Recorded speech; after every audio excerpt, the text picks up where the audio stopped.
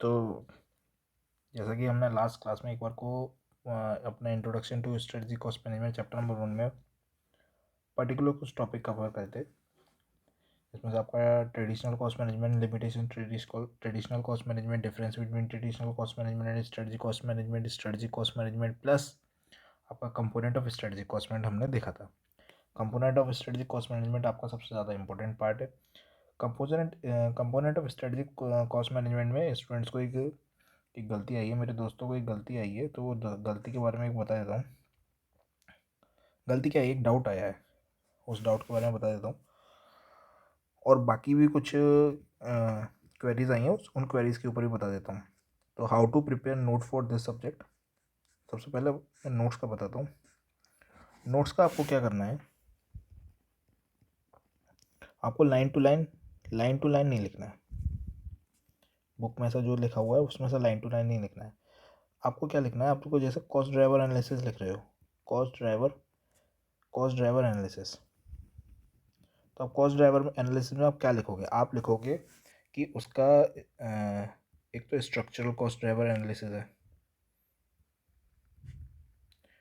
और एक आपका था स्ट्रक्चरल था, और एक आपका एग्जीक्यूशनल कॉस्ट ड्राइवर। इनके जब आप पैराग्राफ पढ़ोगे तो आप पैराग्राफ में से क्या ट्राई करोगे फाइंड आउट करने की, 5 लाइनें, सिर्फ 5 लाइनें। वो 5 लाइन आप कीवर्ड फाइंड करो कि उसका 5 लाइन का कीवर्ड क्या है। वो 5 लाइनें आपको सिर्फ लिखनी है, ओनली 5 लाइनें। ऐसी एग्जीक्यूशनल की आपको 5 लाइनें लिखनी है। आप हर टॉपिक को सिर्फ आप कोशिश करो कि आप 5 से 6 लाइन में, सिर्फ इंस्टीट्यूट की बुक में से जो वर्ड टू वर्ड दे रखा है उसमें से कीवर्ड फाइंड करके आप उसको एक कॉपी में नोट करो टॉपिक वाइज। तो इस तरीके से आपको करने हैं नोट्स प्रिपेयर। दूसरी क्वेरी आई थी कि कब वीडियो क्लासेस, मतलब साइड में जो फेस आता है वो फेस आके कब आएगा।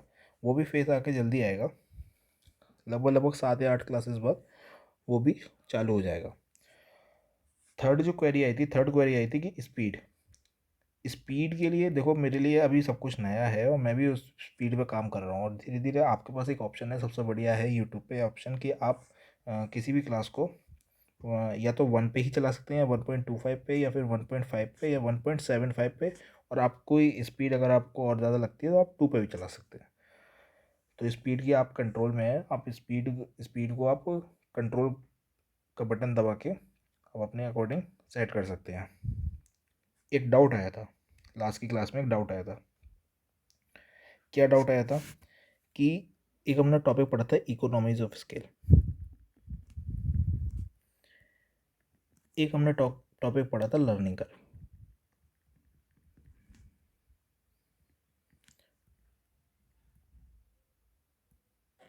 अब इन दोनों टॉपिक का डिफरेंस क्या है।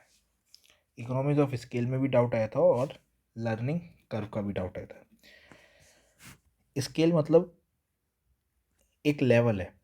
लेट सपोज अगर कंपनी की प्रोडक्शन कैपेसिटी 100% पे 1 लाख यूनिट है, कि भाई 100% अगर काम करेगी तो कंपनी 1 लाख यूनिट बना पाएगी।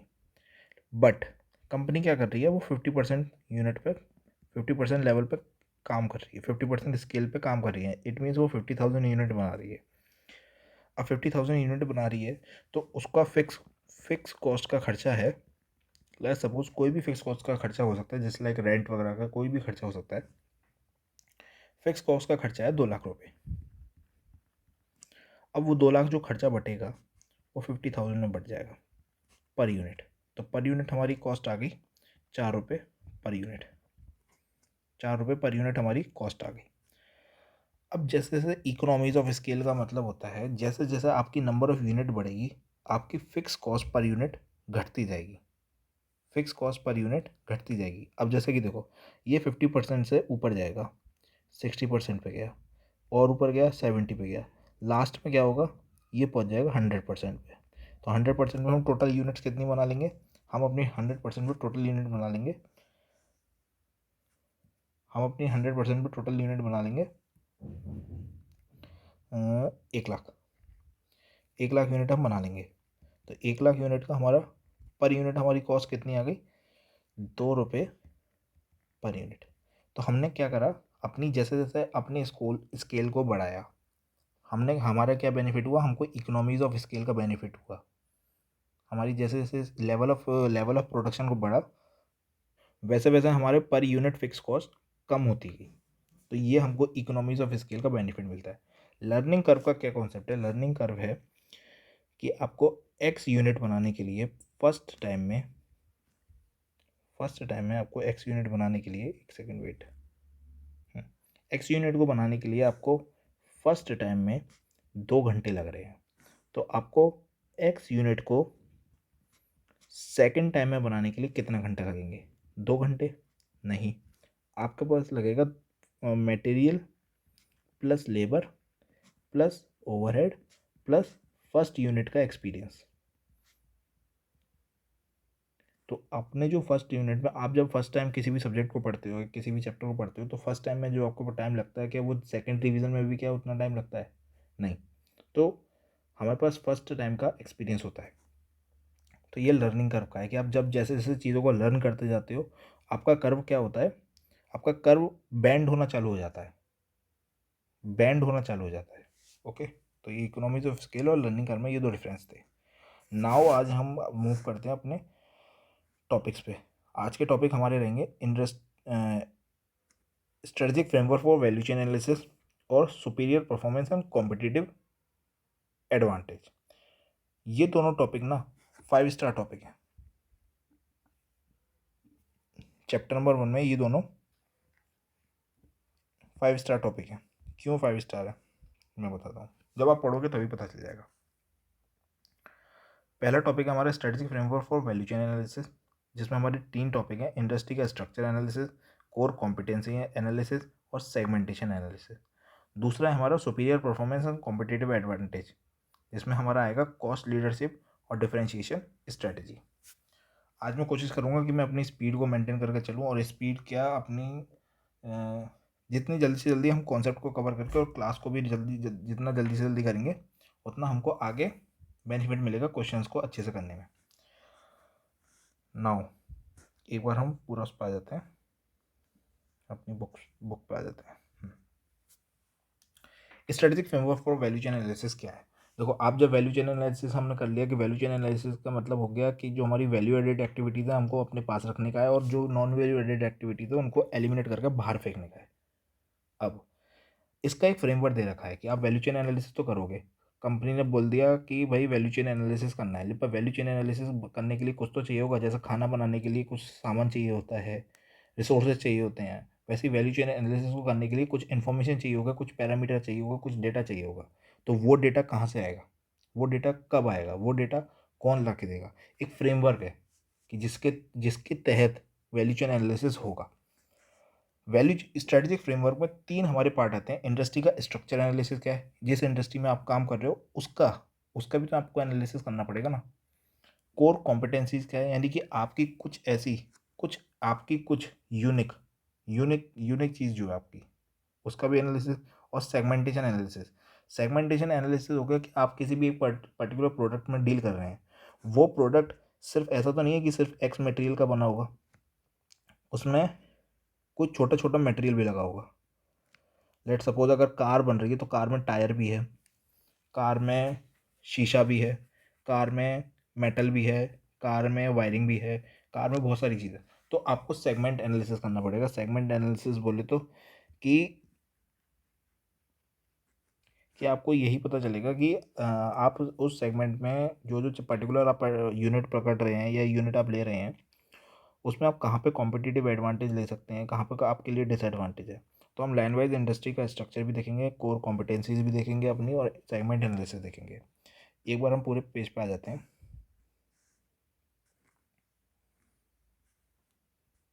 देखो, इंडस्ट्री का स्ट्रक्चर एनालिसिस, इसमें क्या करना है? ये आपका जो दिया हुआ है, माइकल पोर्टर भैया ने दिया हुआ है। माइकल पोर्टर, जो आप ITSM में पढ़ के आ चुके हैं, जो आप EISSM में पढ़ के आ चुके हैं, वो माइकल पोर्टर का, उन्होंने दे रखे थे 5। पहला, bargaining power of supplier, bargaining power of buyer, threat of new entrants, threat of substitute products, or rivalry amongst competitors. देखो ये राइटिंग बिल्कुल साफ नहीं है, बस मुझे आपके पॉइंट को एक बार बिल्कुल एकदम से जो देसी लैंग्वेज होती है ना उसमें समझाना है। हम एक पूरा एग्जांपल लेके चलेंगे टाटा का। टाटा का एग्जांपल कैसे लेके चलेंगे कि टाटा क्या है, टाटा को हम मेन प्लेयर बना रहे हैं, टाटा को बना रहे हैं मेन प्लेयर। टाटा बैठा हुआ है भैया यहाँ पे। टाटा क्या करता है, सप्लायर से लेता है माल, अपने यहाँ करता है प्रोडक्शन, और आगे कस्टमर को देता है गाड़ियाँ, कस्टमर को देता है अपनी व्हीकल्स।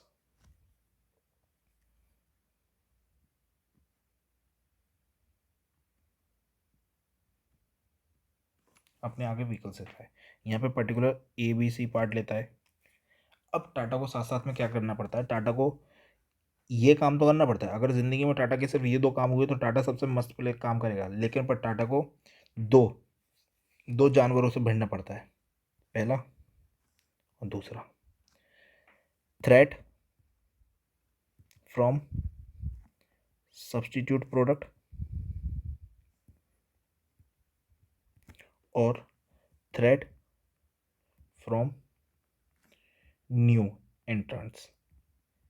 ये इसके सिर पे बैठे होते हैं, हमेशा हमेशा इसके सिर पे बैठे होते हैं कि कभी भी आकर टपक जाएंगे, कोई भी नया प्रोडक्ट आकर जाके टपक जाएगा, वो सॉरी कोई कभी भी कोई नया कॉम्पिटिटर आकर टपक जाएगा, या फिर कोई भी उसकी गाड़ी जो बन रही है उसका सब्स्टिट्यूट प्रोडक्ट। और एक और जो है, जो उसकी सबसे ज़्यादा जान खाता है, कौन, उसके कॉम्पिटिटर्स। ये टाटा को इन सबको झेलते हुए ही सारे काम करने पड़ते हैं। इन सबको झेलते हुए टाटा को ये सारे काम करने पड़ते हैं। सप्लायर को और कस्टमर को झेलने के लिए इतनी बड़ी दिक्कत नहीं है, लेकिन पर कितनी बढ़िया कितनी अच्छी दुनिया होती अगर बात सिर्फ इतनी होती कि सप्लायर से माल लेना है, अपने यहाँ बनाना है और आगे कस्टमर को बेचना है। लेकिन पर भैया यहाँ बात जुड़ गई है बार्गेनिंग की। यहाँ पे सप्लायर भी कौन है,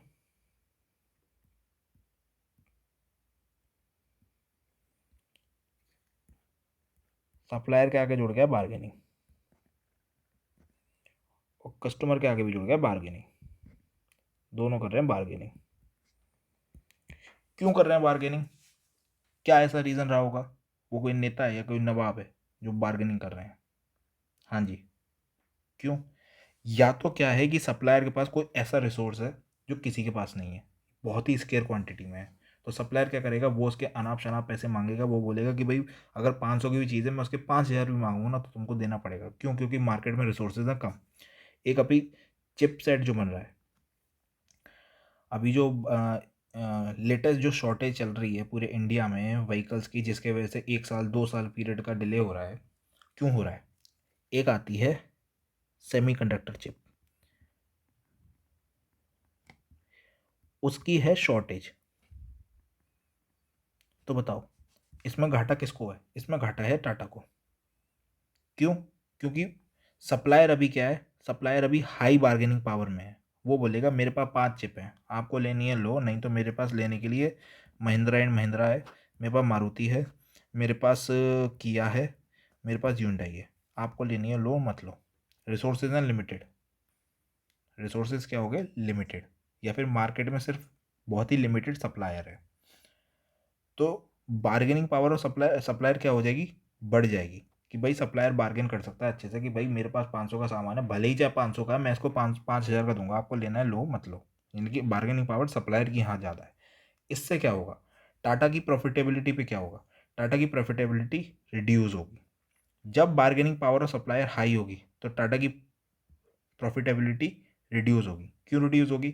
अभी लेट सपोज अगर वो 5,000 में कोई चीज़ बेच रहा है और वही चीज़ वो 500 की लेता था, तो उसको प्रॉफिट डायरेक्ट होता था 4500 रुपये का, बट अब क्या हो गई, अब उसको वही चीज़ लेनी पड़ रही है 3000 रुपये में, तो उसका प्रॉफिट क्या हो गया, रिड्यूस हो गया 2000 तक।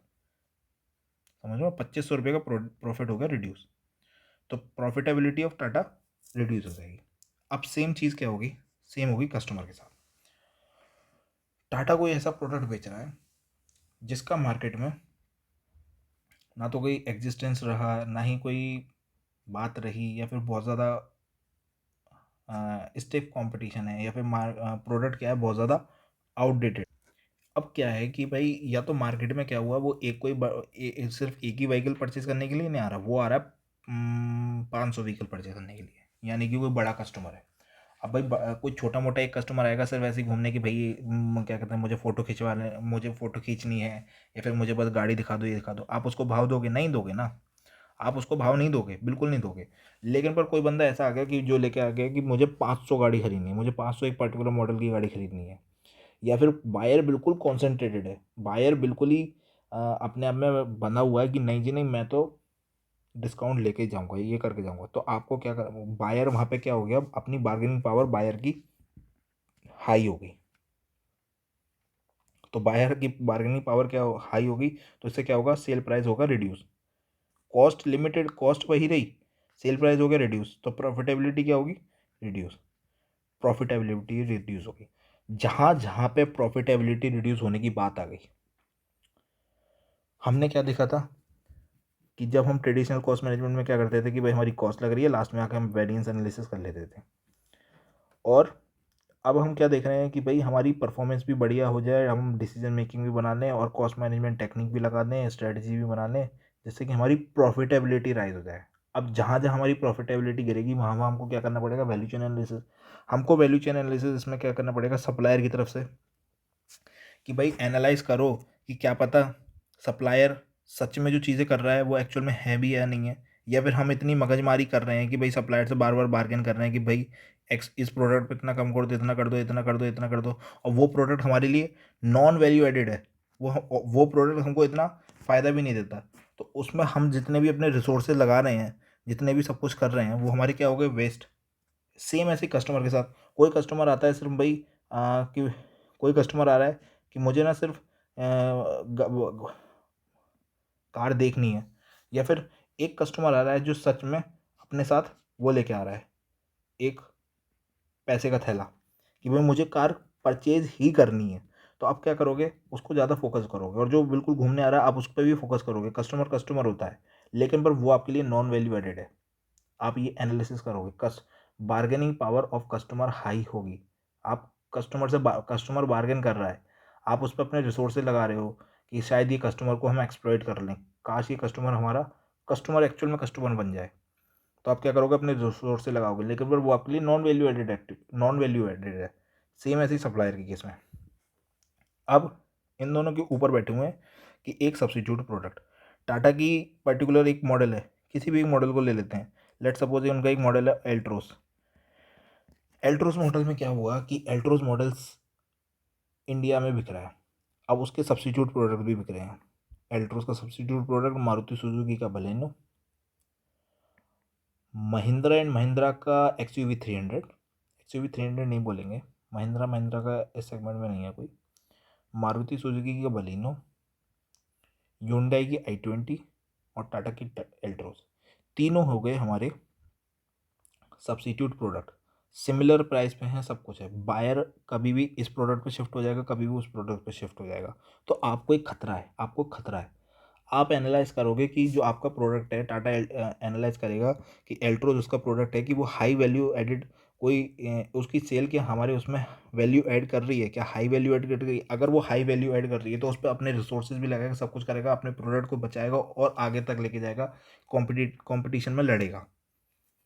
अदरवाइज अगर मार्केट में ऑलरेडी बलिनो की मार्केट बहुत ज़्यादा कैप्चर करी हुई है, आप एल्ट्रोस पे अपने रिसोर्सेज लगा के फ़ायदा नहीं ले सकते। आप एल्ट्रोस पे अपने रिसोर्सेज लगा के फ़ायदा नहीं ले सकते। आपको क्या करना पड़ेगा, अपने रिसोर्सेज को कहीं और डिप्लॉय करना पड़ेगा, कहीं पे और यूज़ करना पड़ेगा, जिससे क्या होगा, आपकी वैल्यू एडेड एक्टिविटीज़ इंक्रीज होंगी। अभी आप नॉन वैल्यू एडेड एक्टिविटीज़ कर रहे हो, तो थ्रेट ऑफ सब्सटीट्यूट प्रोडक्ट आपका ये है, थ्रेट फॉर न्यू एंट्रेंट्स। अभी टाटा क्या कर रहा है, अपने मार्केट में जी रहा है, जो कंपटीशन है अभी अभी साथ ही साथ में दो दो दो ब्रांड और आ जाएं, दो ब्रांड बोले तो किया प्लस एमजी, ये दो ब्रांड और आ जाएं, तो टाटा को डर हो गया कि भाई कहीं किया वाला एक हैचबैक सेगमेंट की कोई कार ना लगा निकाल दे, जिससे कि मेरे एक प्रोडक्ट पे दिक्कत आ जाए। कॉम्प देखो मार्केट में क्या होता है, मार्केट में कस्टमर होता है एक, वो परचेज करता है सिर्फ एक यूनिट, और बेचने के लिए हैं अभी चार बंदे, तो चार में से कोई एक बंदा उसको एक्सप्लॉइट करेगा। हर किसी के पास कितने कितने परसेंट चांसेस हैं, 25% चांसेस, 25% चांसेस हैं कि कोई भी एक बंदा उस कस्टमर को, कोई भी एक कंपनी उस कस्टमर को एक्सप्लॉइट कर लेगी। अब इसी के साथ अगर मार्केट में हो जाए 6 बंदे, अभी मार्केट में हो जाए 6 बंदे, मार्केट में हो जाए 6 बंदे, तो 6 बंदे होने से क्या हो जाएगा कि भाई एक कस्टमर को पकड़ने के लिए 6 बंदे हैं, यानी कि 16.67% ही आपका शेयर बचा है, 16.67% ही चांसेस हैं कि आप उस कस्टमर को ले सकते हो। तो प्लेयर्स के आने से, नए प्लेयर्स के आने से, नए बंदों के आने से, नई कंपनी के आने से आपके एग्जिस्टेंस पे तो नहीं आया, पर आपके चांसेस पे खतरा आ गया कि भाई कस्टमर एक है और हम उसको कैसे करके एक्सप्लॉइट करें। आपका पहले चांसेस थे कि आप 25% चांसेस है कि आप कस्टमर को ले सकते हो, बट वो घट के कितना हो गया, 16.67%। ओके, ये आपका थ्रेट फ्रॉम न्यू एंट्रेंट्स है कि आपके चांसेस कम हो रहे हैं, आपकी आप कस्टमर को सर्व कर पाओगे या नहीं कर पाओगे, कैसे कर पाओगे। अब एंड थ्रेट फ्रॉम न्यू एंट्रेंट रोकने के लिए, भाई किसी को रोकने के लिए आप क्या करोगे, किसी को रोकने के लिए आप क्या करोगे, आप कुछ नहीं करोगे, आप इसमें लगाओगे बैरियर। बैरियर मतलब रोकने का जरिया। बैरियर ये तो नहीं होगा कि भाई रतन टाटा जी महिंद्रा जी के यहाँ जाएंगे और बोलेंगे कि महिंद्रा जी आप एक काम करिए, आप ना अपना कोई नई यूनिट लेके मत आओ, हमारा आप शेयर कम हो जाएगा, प्लीज़ प्लीज़ प्लीज़ मैं आपकी रिस्पेक्ट करता हूँ, ये करता हूँ वो करता हूँ, मैं आपको ये कर दूंगा वो कर दूंगा। या धमकी नहीं देंगे कि महिंद्रा मैं तेरे को देख लूँगा, ये कर लूँगा वो कर लूँगा, ऐसा कुछ नहीं होगा। बैरियर लगाने के तरीके क्या होते हैं, बैरियर लगाने के तरीके होते हैं कि आप अपने अपने प्रोडक्शन यूनिट पे इतना कैपिटल इन्वेस्टमेंट लगा दें कि सामने वाला डर जाए, सामने वाला डर जाए कि भाई मैं इतना कैपिटल इन्वेस्टमेंट अभी लगाऊं तो लगाऊं कैसे।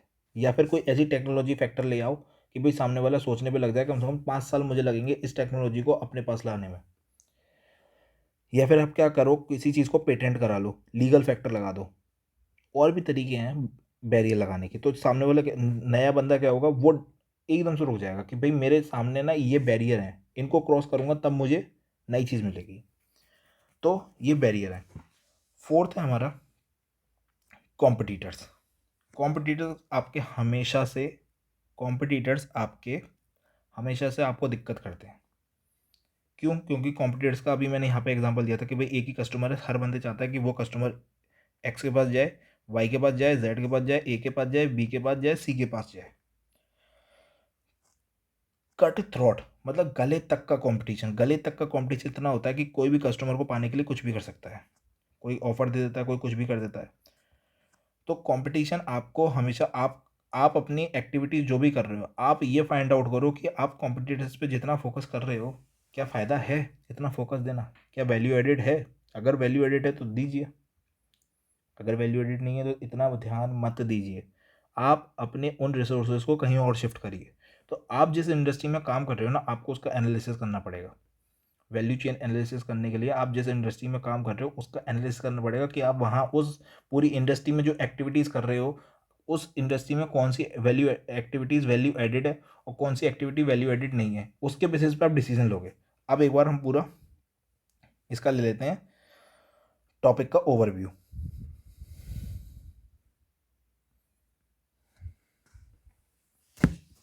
Value chain analysis require internal information, भाई अंदर की भी बातें भी चाहिए और एक्सटर्नल इन्फॉर्मेशन, बाहर की बातें भी चाहिए।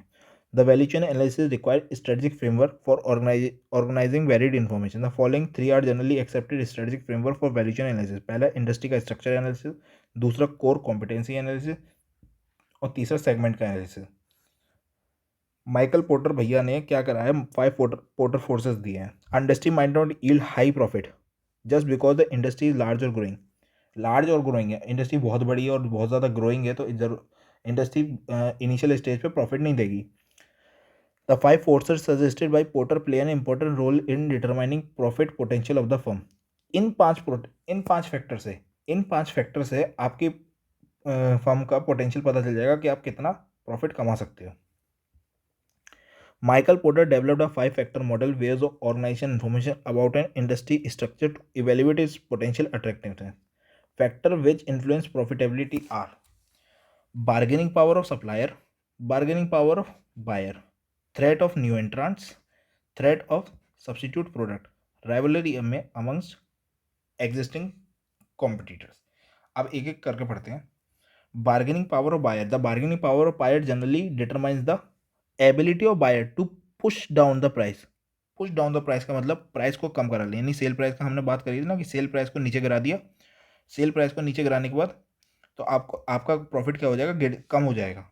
तो बायर की एबिलिटी कि वो सेल प्राइस को push down the price. This happen when the buyers are concentrated कि भाई जिद पे अड़ा हुआ मैं तो कुछ भी हो जाए, मैं ना आज इस प्राइस को कम करा के रहूँगा, मैं टाटा की सफारी को 24 लाख में ना लेके उसको 20 लाख में लेके रहूँगा। और when the volume purchase by the buyer is very high, बहुत ज़्यादा हाई है, तो अब क्या करोगे, आप ना एनालाइज करोगे कि भाई इस कस्टमर को एंटरटेन करना क्या वैल्यू एडेड है। अगर वैल्यू एडेड है तो एंटरटेन करो, ढोल बजाओ, नगाड़े बजवाओ और उसको खूब नचाओ। और एंटरटेनमेंट नहीं है तो उसको पकड़ को और बाहर बाहर फेंको कि भाई तू हमारा क्यों टाइम खोटी कर रहा है। In other word when the bargaining power of buyer is high they would be in a position to dictate terms to the firm. वो अपने टर्म्स बता सकते हैं कि सर मैं आपसे 500 यूनिट कार्ड्स खरीद रहा हूँ, मैं आपको 20 लाख रुपए नहीं दूंगा, मैं आपको दूंगा 15 लाख रुपए। या फिर आपको ना मैं पेमेंट का टर्म आप जनरली लेते हो 50 दिन में, मैं आपको पेमेंट करूँगा 6 महीने में, आपको देना है दो, नहीं देना है मत दो। अगेन आप क्या करोगे, वैल्यू चेन एनालिसिस। आप फाइंड करोगे कि इस कस्टमर को सर्व करना बेनिफिशियल है या नहीं है। अगर बेनिफिशियल है तो आप करोगे, अदरवाइज नहीं करोगे। अब buyer also has a higher bargaining power if the cost of switching supplier is very low. भाई आप टाटा के शोरूम पे आके बंदा बोलता है कि मैं 500 यूनिट खरीदूंगा, वो बोलता है कि नहीं नहीं नहीं मिलेगी नहीं मिलेगी। वो क्या करेगा, महिंद्रा के शोरूम पे उठ के चला जाएगा, महिंद्रा एंड महिंद्रा पे, और वहाँ जाके XUV 700 खरीद लेगा, XUV 700। तो इसमें क्या हुआ कि भाई कॉस्ट टू स्विचिंग सप्लायर्स, यहाँ सप्लायर कौन हो गए, यहाँ टाटा हो गई, टाटा सप्लायर। यानी कि वो उठ के जाएगा तुरंत और वहाँ पे कोई कोई ऐसा काम नहीं करना कि उसको बहुत बड़े एग्रीमेंट बनाने हैं या वो करना है, या फिर बहुत सारा कोई फैक्टर आ गया या फिर किसी को इन्फ्लुएंस करना है या एडवर्टीजमेंट लगानी है, कुछ नहीं करना। वो तुरंत शोरूम पे से उठेगा और महिंद्रा एंड महिंद्रा के शोरूम पे जाकर बैठ जाएगा। A higher bargaining power result in lower profitability, वही बात है ना, सेल प्राइस नीचे करा, सेल प्राइस क्या करा,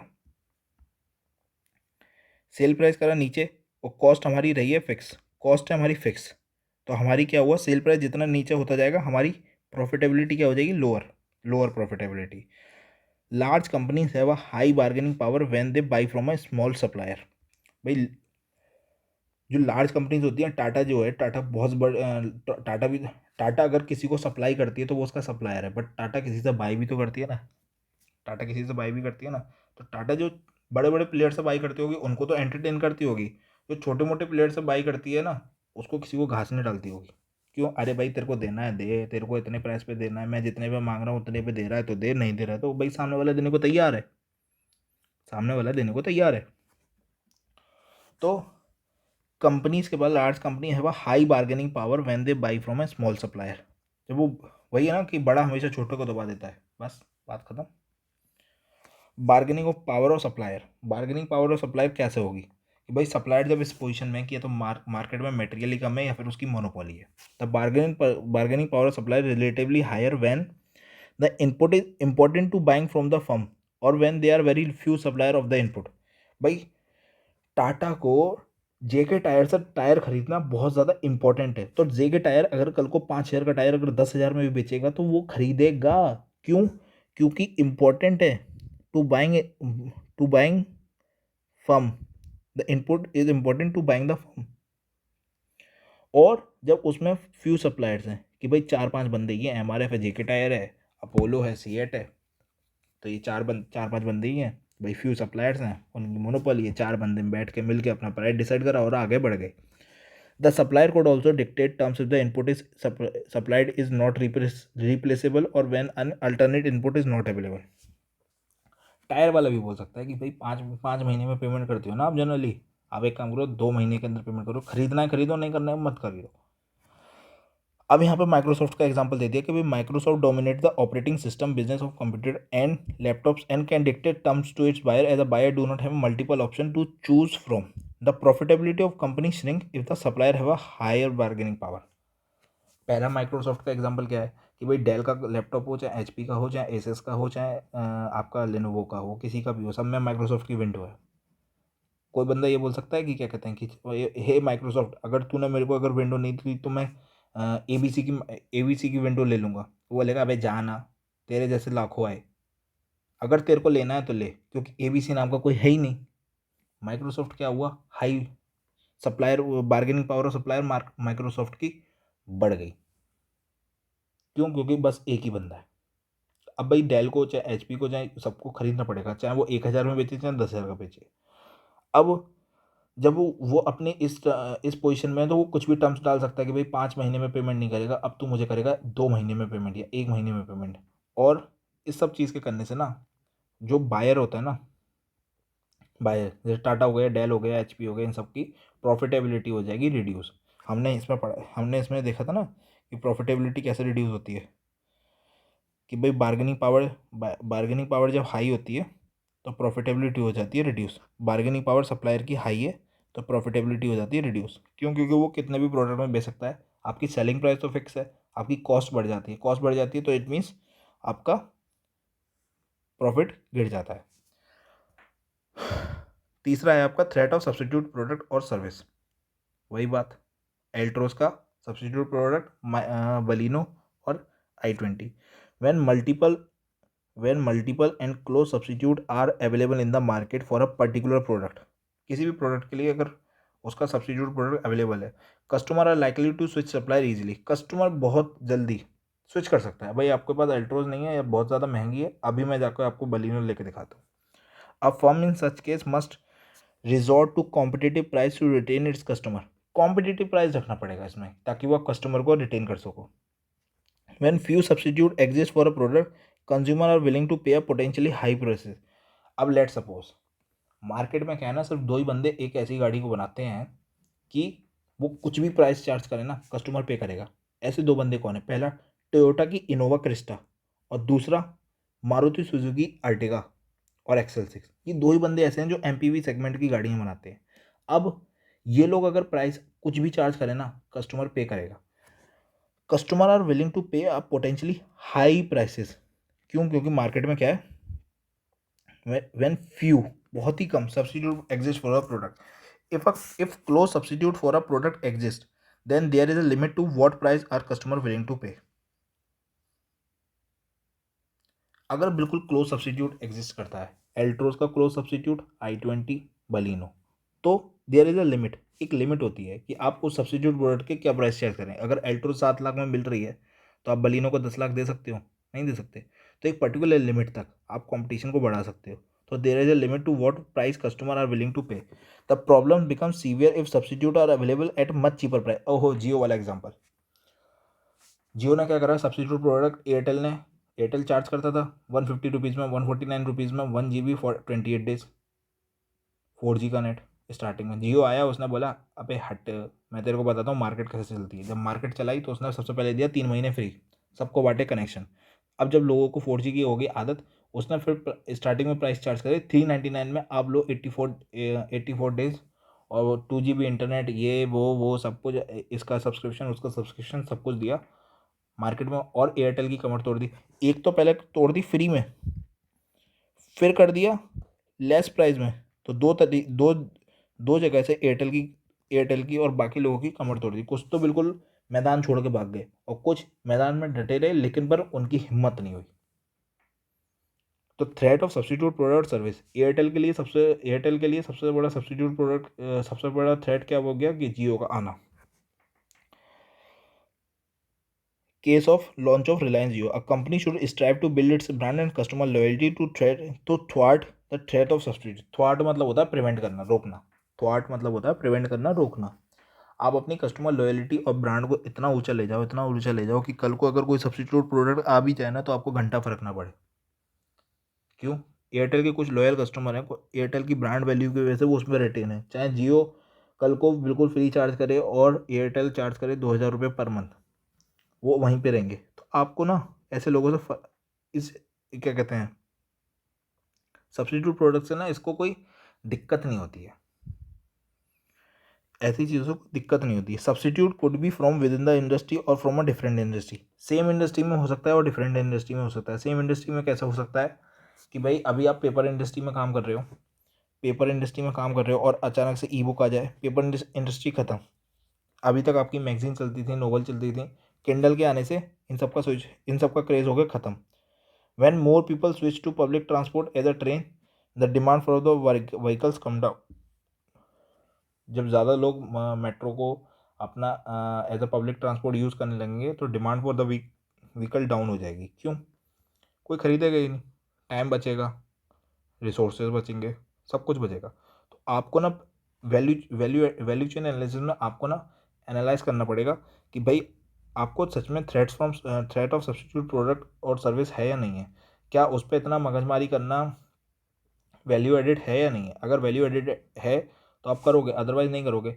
एयरटेल को जियो ने जब इतना बड़ा झटका दिया तो एयरटेल क्या वैल्यू चेन एनालिसिस करेगा? हाँ बिल्कुल करेगा। क्यों? क्योंकि उसके पास अदर कोई ऐसा है ही नहीं है। उसको वैल्यू चेन एनालिसिस करनी पड़ेगी, उसको फाइंड करना पड़ेगा कि मैं ऐसी कौन नॉन वैल्यू एडेड एक्टिविटीज़ को हटाऊँ ताकि मार्केट में मैं अभी भी स्टैंड कर पाऊँ। क्यों? क्योंकि जियो के आने से उसका स्टैंड होना खतरे में आ गया था। थ्रेट ऑफ न्यू एंट्रान, नए बंदे का आ जाना। The threat of new entrant largely depend on the barrier to entry and perceived profitability in the industry. If an industry is profitable and the barrier to entry are low, भाई बहुत ज़्यादा profit है, एक ही industry में बहुत ज़्यादा profit है और बैरियर किसी को भी आने के लिए कोई रोक टोक है ही नहीं है, तो कोई भी अचानक से आ सकता है, कोई भी कभी भी आ सकता है। New firm could enter the industry leading to excess supply and reduce price. कोई भी नई फर्म आएगी, लेट सपोज भी टाटा है, महिंद्रा है, मारुति सुजुकी है और ह्युंडई है। ये 500 बना रही है, ये 500 बना रही है, ये 500 बना रही है और ये भी 500 बना रही है। तो अभी टोटल मार्केट में सप्लाई कितनी है? 2,000 सप्लाई है। अभी मार्केट में आ जाए किया और एमजी, इन दोनों में भी 500 बनाना चालू कर दिया तो मार्केट में क्या होगी? Excess supply. Firm could enter the industry leading to excess supply. Customer खरीदने के लिए इतनी ही है, लेकिन ये सप्लाई हो गई। उनके माइंड में क्या आ गया कि भाई किया भी एक ब्रांड है, एमजी भी एक ब्रांड है, इनको भी देख लेते हैं। एंड रिड्यूस प्राइस, इसकी वजह से क्या होगा? प्राइस भी होगा reduce. Some example of barrier to entry are intensive capital requirement. अपनी कैपिटल रिक्वायरमेंट को इतना ऊंचा कर दो कि सामने वाला आने से डर जाए। सोफिस्टिकेटेड टेक्नोलॉजी, भयंकर वाली टेक्नोलॉजी लगा दो कि सामने वाला सोच ही ना सके कि मैं आऊँ या ना आऊँ। लीगल फैक्टर लगा दो, अपनी टेक्नोलॉजी को पेटेंट करा लो, आप अपनी चीज़ों को पेटेंट करा लो, अपने प्रोडक्ट को पेटेंट करा लो। Limited access to raw material, labour etcetera, या फिर रॉ मटेरियल ही नहीं मिल रहा तो नया बंदा आके करेगा क्या कि भाई जब उसी को नहीं मिल रहा मुझे क्या मिलेगा? लेबर नहीं मिल रही, उसको नहीं मिल रही तो मेरे को क्या मिलेगी? Industry which require huge amount और sophisticated technical know how might not have a high threat of new firms entering into the industry. Airline industry is a case where very few new firms enter the business because of the capital requirement. Another barrier to entry could be legislation, which restricts newer firm to start the business. Like in case of defense industry, certain industries are largely driven by patents and new firms might find it difficult to enter the industry. ये ना सब चीज़ उसके feature बता रखे हैं कि आप technology लगा दोगे तो क्या हो जाएगा, इंटेंसिव कैपिटल लगा दोगे तो क्या हो जाएगा, या फिर आप कुछ पेटेंट करा लोगे तो क्या हो जाएगा। An industry where threat of new entrants is low is more profitable than an industry where new entrants can easily enter the industry. ये कहने का मतलब हो रहा है कि वहाँ पे जहाँ पे थ्रेट ऑफ न्यू एंट्रांस ना लो होते हैं वो प्रॉफिटेबल है, वो मोर प्रॉफिटेबल है, बल्कि उसमें जहाँ पे न्यू एंट्रांस ना ईजिली आ सकते हैं इंडस्ट्री में उनके लिए वो लोअर है। Intensity of competition rivalry amongst firms, भाई इंटेंसिटी फर्म्स का क्या कहते हैं,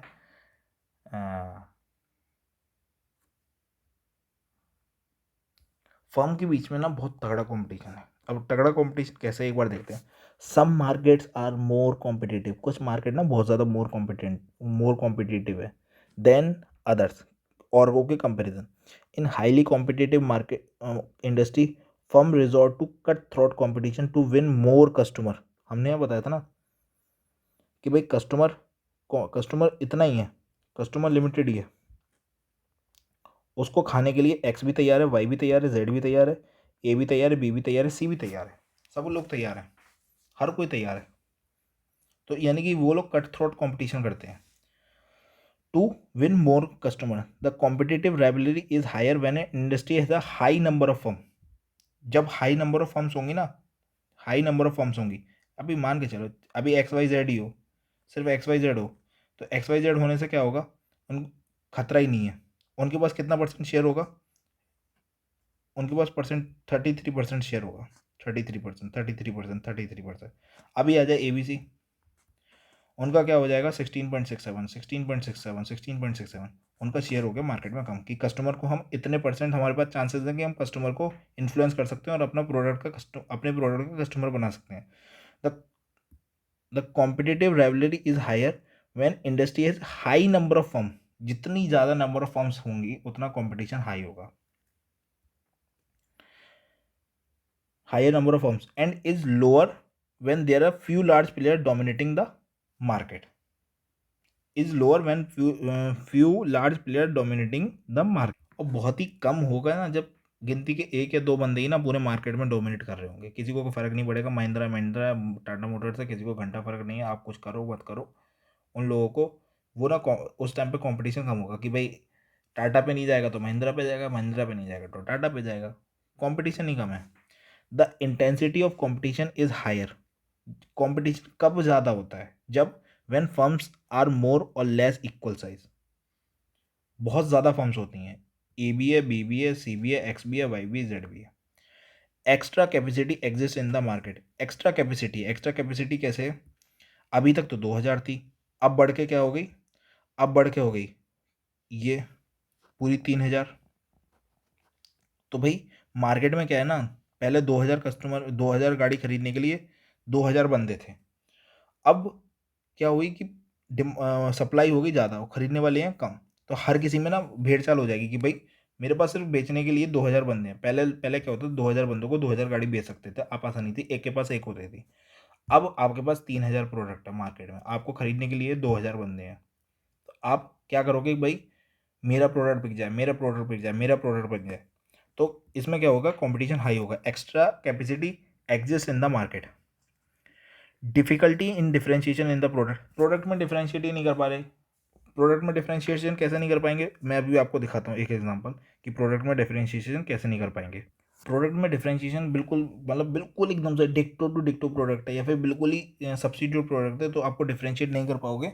तो कैसे होगा मैं आपको दिखाता हूँ, एक बिल्कुल एकदम से बिल्कुल डिक्टो एग्जांपल। ये ये मारुति सुजुकी की बलिनो गाड़ी है, सेम सेम बिल्कुल डिक्टो टू डिक्टो। आप ये देखिए, ग्लांजा भी बिल्कुल सेम, टोयोटा की भी एक सेम बिल्कुल ऐसी गाड़ी आती है, इधर ये बलिनो की है और इधर ये टोयोटा की है। तो यानी कि बिल्कुल जब सब्स्टिट्यूट प्रोडक्ट अवेलेबल होगा ना, difficulty in differentiation of product, आप डिफरेंशिएट ही नहीं कर पाओगे। तब कंपटीशन क्या होगा कि भाई मैं ग्लांजा खरीदूं या फिर मैं बलिनो खरीदूं। हाई एग्जिट बैरियर, भाई एग्जिट करना लोगों के लिए आसान नहीं है, इसलिए क्या सोचते हैं बंदे कि चलो यार एग्जिट नहीं कर सकते, कम से कम यहीं भी पड़े रहो। This is a case where the exit costs are high and hence firms must continue in the industry despite excess capacity at the industry level. Higher fixed cost, भाई बंदा ना बहुत ज़्यादा फिक्स कॉस्ट लगा के बैठा हुआ है। लेट सपोज अगर कोई बहुत बड़ा प्लांट लगा के बैठ जाए, कोई ऐसे चला जाएगा, कोई नहीं जाएगा। Firm would want to produce as much as possible to keep the unit cost low leading to surplus capacity. वो ज़्यादा से ज़्यादा बनाएगा ताकि उसकी फिक्स कॉस्ट का पर यूनिट कॉस्ट कम आ जाए, इकोनॉमीज ऑफ स्केल। तो ये सारी ना एक एक्टिविटीज़ हैं। आप इंडस्ट्री का जब एनालिसिस करोगे ना, तो आप इंडस्ट्री में काम कर रहे हो, तो आप इंडस्ट्री में क्या करोगे, एनालिसिस करोगे कि भाई कौन सी वैल्यू एडेड है, कौन सी नॉन वैल्यू एडेड है। जो वैल्यू एडेड है आप उसको अपना फोकस दोगे, जो नॉन वैल्यू एडेड है उसको आप घास तक नहीं दोगे। Since these five forces are ever-changing, Porter framework need to employed as a dynamic analytical tool. This is because competition is a dynamic process. Equilibrium is never reached, and industry structure are constantly being deformed. The five forces analysis help a firm to better understand the industry value chain and its competitive environment. अब इसमें क्या दे रखा है, ये test your understanding दे रखा है. Test your understanding में हम फोकस, मैं फोकस नहीं दूंगा, आप फोकस दोगे. मैं आपको सिर्फ इसकी समरी बता दूंगा.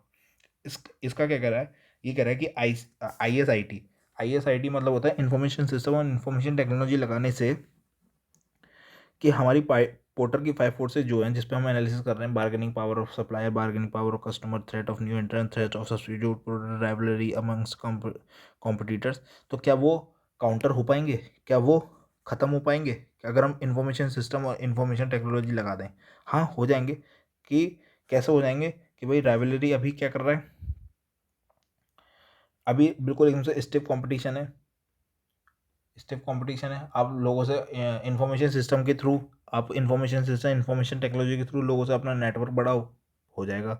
नया एंट्रांट्स कि आप ना एक काम करो, बहुत ही ज़्यादा लेटेस्ट अपडेटेड टेक्नोलॉजी का यूज़ करो, हाई कैपिटल इन्वेस्टमेंट लगा दो, किसी चीज़ को पेटेंट करा लो, लीगल फैक्टर लगा दो, तो आप थ्रेट ऑफ न्यू एंट्रांट्स रोक सकते हो. सप्लायर का प्रेशर कैसे रोक सकते हो कि आप सप्लाई, एक बंदा है सिर्फ क्या कहते हैं मैनुअल जाके ऑर्डर दे रहा है, एक बंदा है अपना ऑटोमेटिक दे रहा है, तो जो बंदा ऑटोमेटिक दे रहा है उसको वो बंदा ज़्यादा एंटरटेन करेगा. क्यों? क्योंकि वो फटाफट अपने ऑर्डर प्लेस कर रहा है, फटाफट अपना मार्केट में ले रहा है, मार्केट से प्रोडक्ट ले रहा है. कस्टमर से भी आप कस्टमर को ऑनलाइन परचेज करने की फैसिलिटी दे रहे हो, एक बंदा वहाँ पे जाके फैसिलिटी दे रहा है. स्विगी का एग्जांपल ले लो. स्विगी पहले आप क्या करते थे, एक पर्टिकुलर दुकान से जाके आप प्रोडक्ट खरीदते थे. आप क्या, वो स्विगी आ गया, स्विगी से आप जाके प्रोडक्ट वहाँ पे जाकर स्विगी पे ऑर्डर कर देते हो, कस्टमर का प्रोडक्ट आपके पास आ जाता है. तो ISIT से आपका क्या पोर्टर फाइव फोर्सेस काउंटर हो पाएंगे? हाँ, हो पाएंगे. थ्रेट और सब्स्टिट्यूट का भी थ्रेट खत्म हो जाता है. तो आप एक बार इसको पूरा रीड करेंगे, मैंने आपको इसका पूरा दे दिया. एक बार हम अब इस केस सिनेरियो को देख लेते हैं. केस सिनेरियो बहुत ज़्यादा इंपॉर्टेंट भी और अच्छा भी है.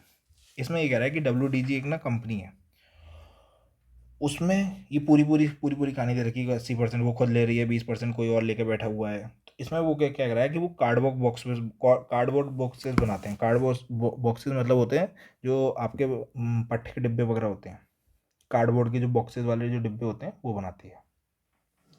अब ये क्या सोच रहे हैं ना, पेपर ट्यूब में आ जाते हैं. पेपर ट्यूब एक मार्केट है, उसमें आ जाते हैं. तो पेपर ट्यूब में इधर रखा है कि पेपर ट्यूब किस किस में यूज़ होता है. पेपर ट्यूब आपका फूड प्रोसेसिंग में यूज़ होता है, शिपिंग में यूज़ होता है, पोस्टल सर्विस में यूज़ होता है, इन सब में यूज़ होता है. ये सब कुछ दे रखा है, यानी ऊपर से दे रखी है कहानी. इन्होंने ये WDG हैं, ये कार्डबोर्ड बना देते. अब इनका मन हो गया कि हम पेपर ट्यूब में भी आ जाते हैं. अब क्वेश्चन चालू होता है यहाँ से. पेपर ट्यूब जो है ना वो 1 से 3% वेरी करता है कस्टमर की टोटल कॉस्ट का. कस्टमर को फ़र्क नहीं है कि आप ना उसको किस रेट पे दे रहे हो, किस रेट पे नहीं दे रहे हो. तो बायर बार्गेनिंग पावर क्या होगी? हाई. क्योंकि उसको फ़र्क ही नहीं पड़ रहा है, कि उसको टोटल, क्योंकि उसकी टोटल कॉस्ट का बहुत ज़्यादा कम है, इतना कम है कि वो कहीं से भी ले सकता है. दूसरा क्या है कि पेपर ट्यूब को लगाने के लिए ना, देखो ये क्वेश्चन मैं आपको करवा रहा हूँ, बट आपको क्या करना है, आपको ना मैं क्वेश्चन की समरी बता रहा हूँ. आपको इस क्वेश्चन को दोबारा एक बार अच्छे से पढ़ना है और इसको पढ़ के इसको खुद से सॉल्व करना है. मैं इसकी समरी बता के क्वेश्चन को फटाफट ख़त्म कर रहा हूँ, क्योंकि हमको क्या कहते हैं क्लास को आगे भी बढ़ाना है. इसमें ये क्या कह रहा है कि भाई 1,89,000 में इंक्लूडिंग GST ना एक नई मशीन आ जाती है, और इसको चलाने के लिए एक ऑपरेटर चाहिए, और उस ऑपरेटर को ट्रेन करने के लिए सिर्फ 2 दिन की ट्रेनिंग चाहिए. 2 दिन की ट्रेनिंग चाहिए. तो यानी कि कोई भी 1,89,000 रुपये लगा के 2 दिन की ट्रेनिंग दे के एक बंदा बैठा के चला सकता है. Threat of new entrants, bargaining power of customer high है, न्यू एंट्रांस कभी भी आ सकते हैं. तीसरा ये बोल रहा है a special paper tube is used in making paper tubes and this paper are remaining short supply. Market में सप्लाई कम है. हम सब कुछ अभी पीछे पड़ के आ चुके हैं कि भाई जब मार्केट में सप्लाई कम हो या लिमिटेड मटेरियल हो तब क्या होगा, या फिर बहुत ही कम अमाउंट का इन्वेस्टमेंट हो तब क्या होगा, या फिर कस्टमर को फ़र्क नहीं पड़ता कि कितने रेट के, उसको छोटे मोटे कस्टमर बहुत ज़्यादा बल्क क्वांटिटी में परचेज़ कर रहा है और उसको फ़र्क नहीं पड़ता क्योंकि वो कॉन्सेंट्रेटेड है, तो क्या होगा? तो हम ये पीछे पड़ के आ चुके हैं। अभी शॉर्ट सप्लाई में है, ये मटेरियल शॉर्ट सप्लाई है। शॉर्ट सप्लाई है तो इसमें क्या मतलब है? सप्लायर की bargaining power of supplier increase हो जाएगी। 3 पॉइंट हो गए। अभी क्या कह रहा है? अभी इसमें कह रहा है कि प्रेजेंटली ना अभी मार्केट में ना 75% बंदे बैठे हुए हैं। 75% बंदे, टोटल मार्केट शेयर ना इसका पेपर ट्यूब का ना 75% है, जिसमें से 24% तो एक ही बंदा लेके बैठा हुआ है और बाकी 12.75% चार बंदे और लेके बैठे हुए हैं। 12.75, ठीक है ना, चार बंदे और लेके बैठे हुए हैं। तो कैसे करके होगा? कैसे करके होगा कि भाई मार्केट में क्या है ना, कंपटीशन बहुत तगड़ा है, पहले ऑलरेडी इतने बंदे हैं, तो यानी कि स्टिफ कंपटीशन है, तो राइवलरी अमंग्स कंपटीशन। अब एक इनसाइड ग्लोबल एक्टिविटी की फॉरेन बेस्ड एक रिपोर्ट निकल के आई। तो रिपोर्ट में क्या फाइंड आउट हुआ कि एक फॉरेन बेस्ड एमएनसी है, वो भी इस मार्केट में आना चाह रही है, वो भी इस मार्केट में आना चाह रही है, और वो इस मार्केट में आ गई तो क्या होगा? थ्रेट ऑफ न्यू एंट्रांट्स का थ्रेट है।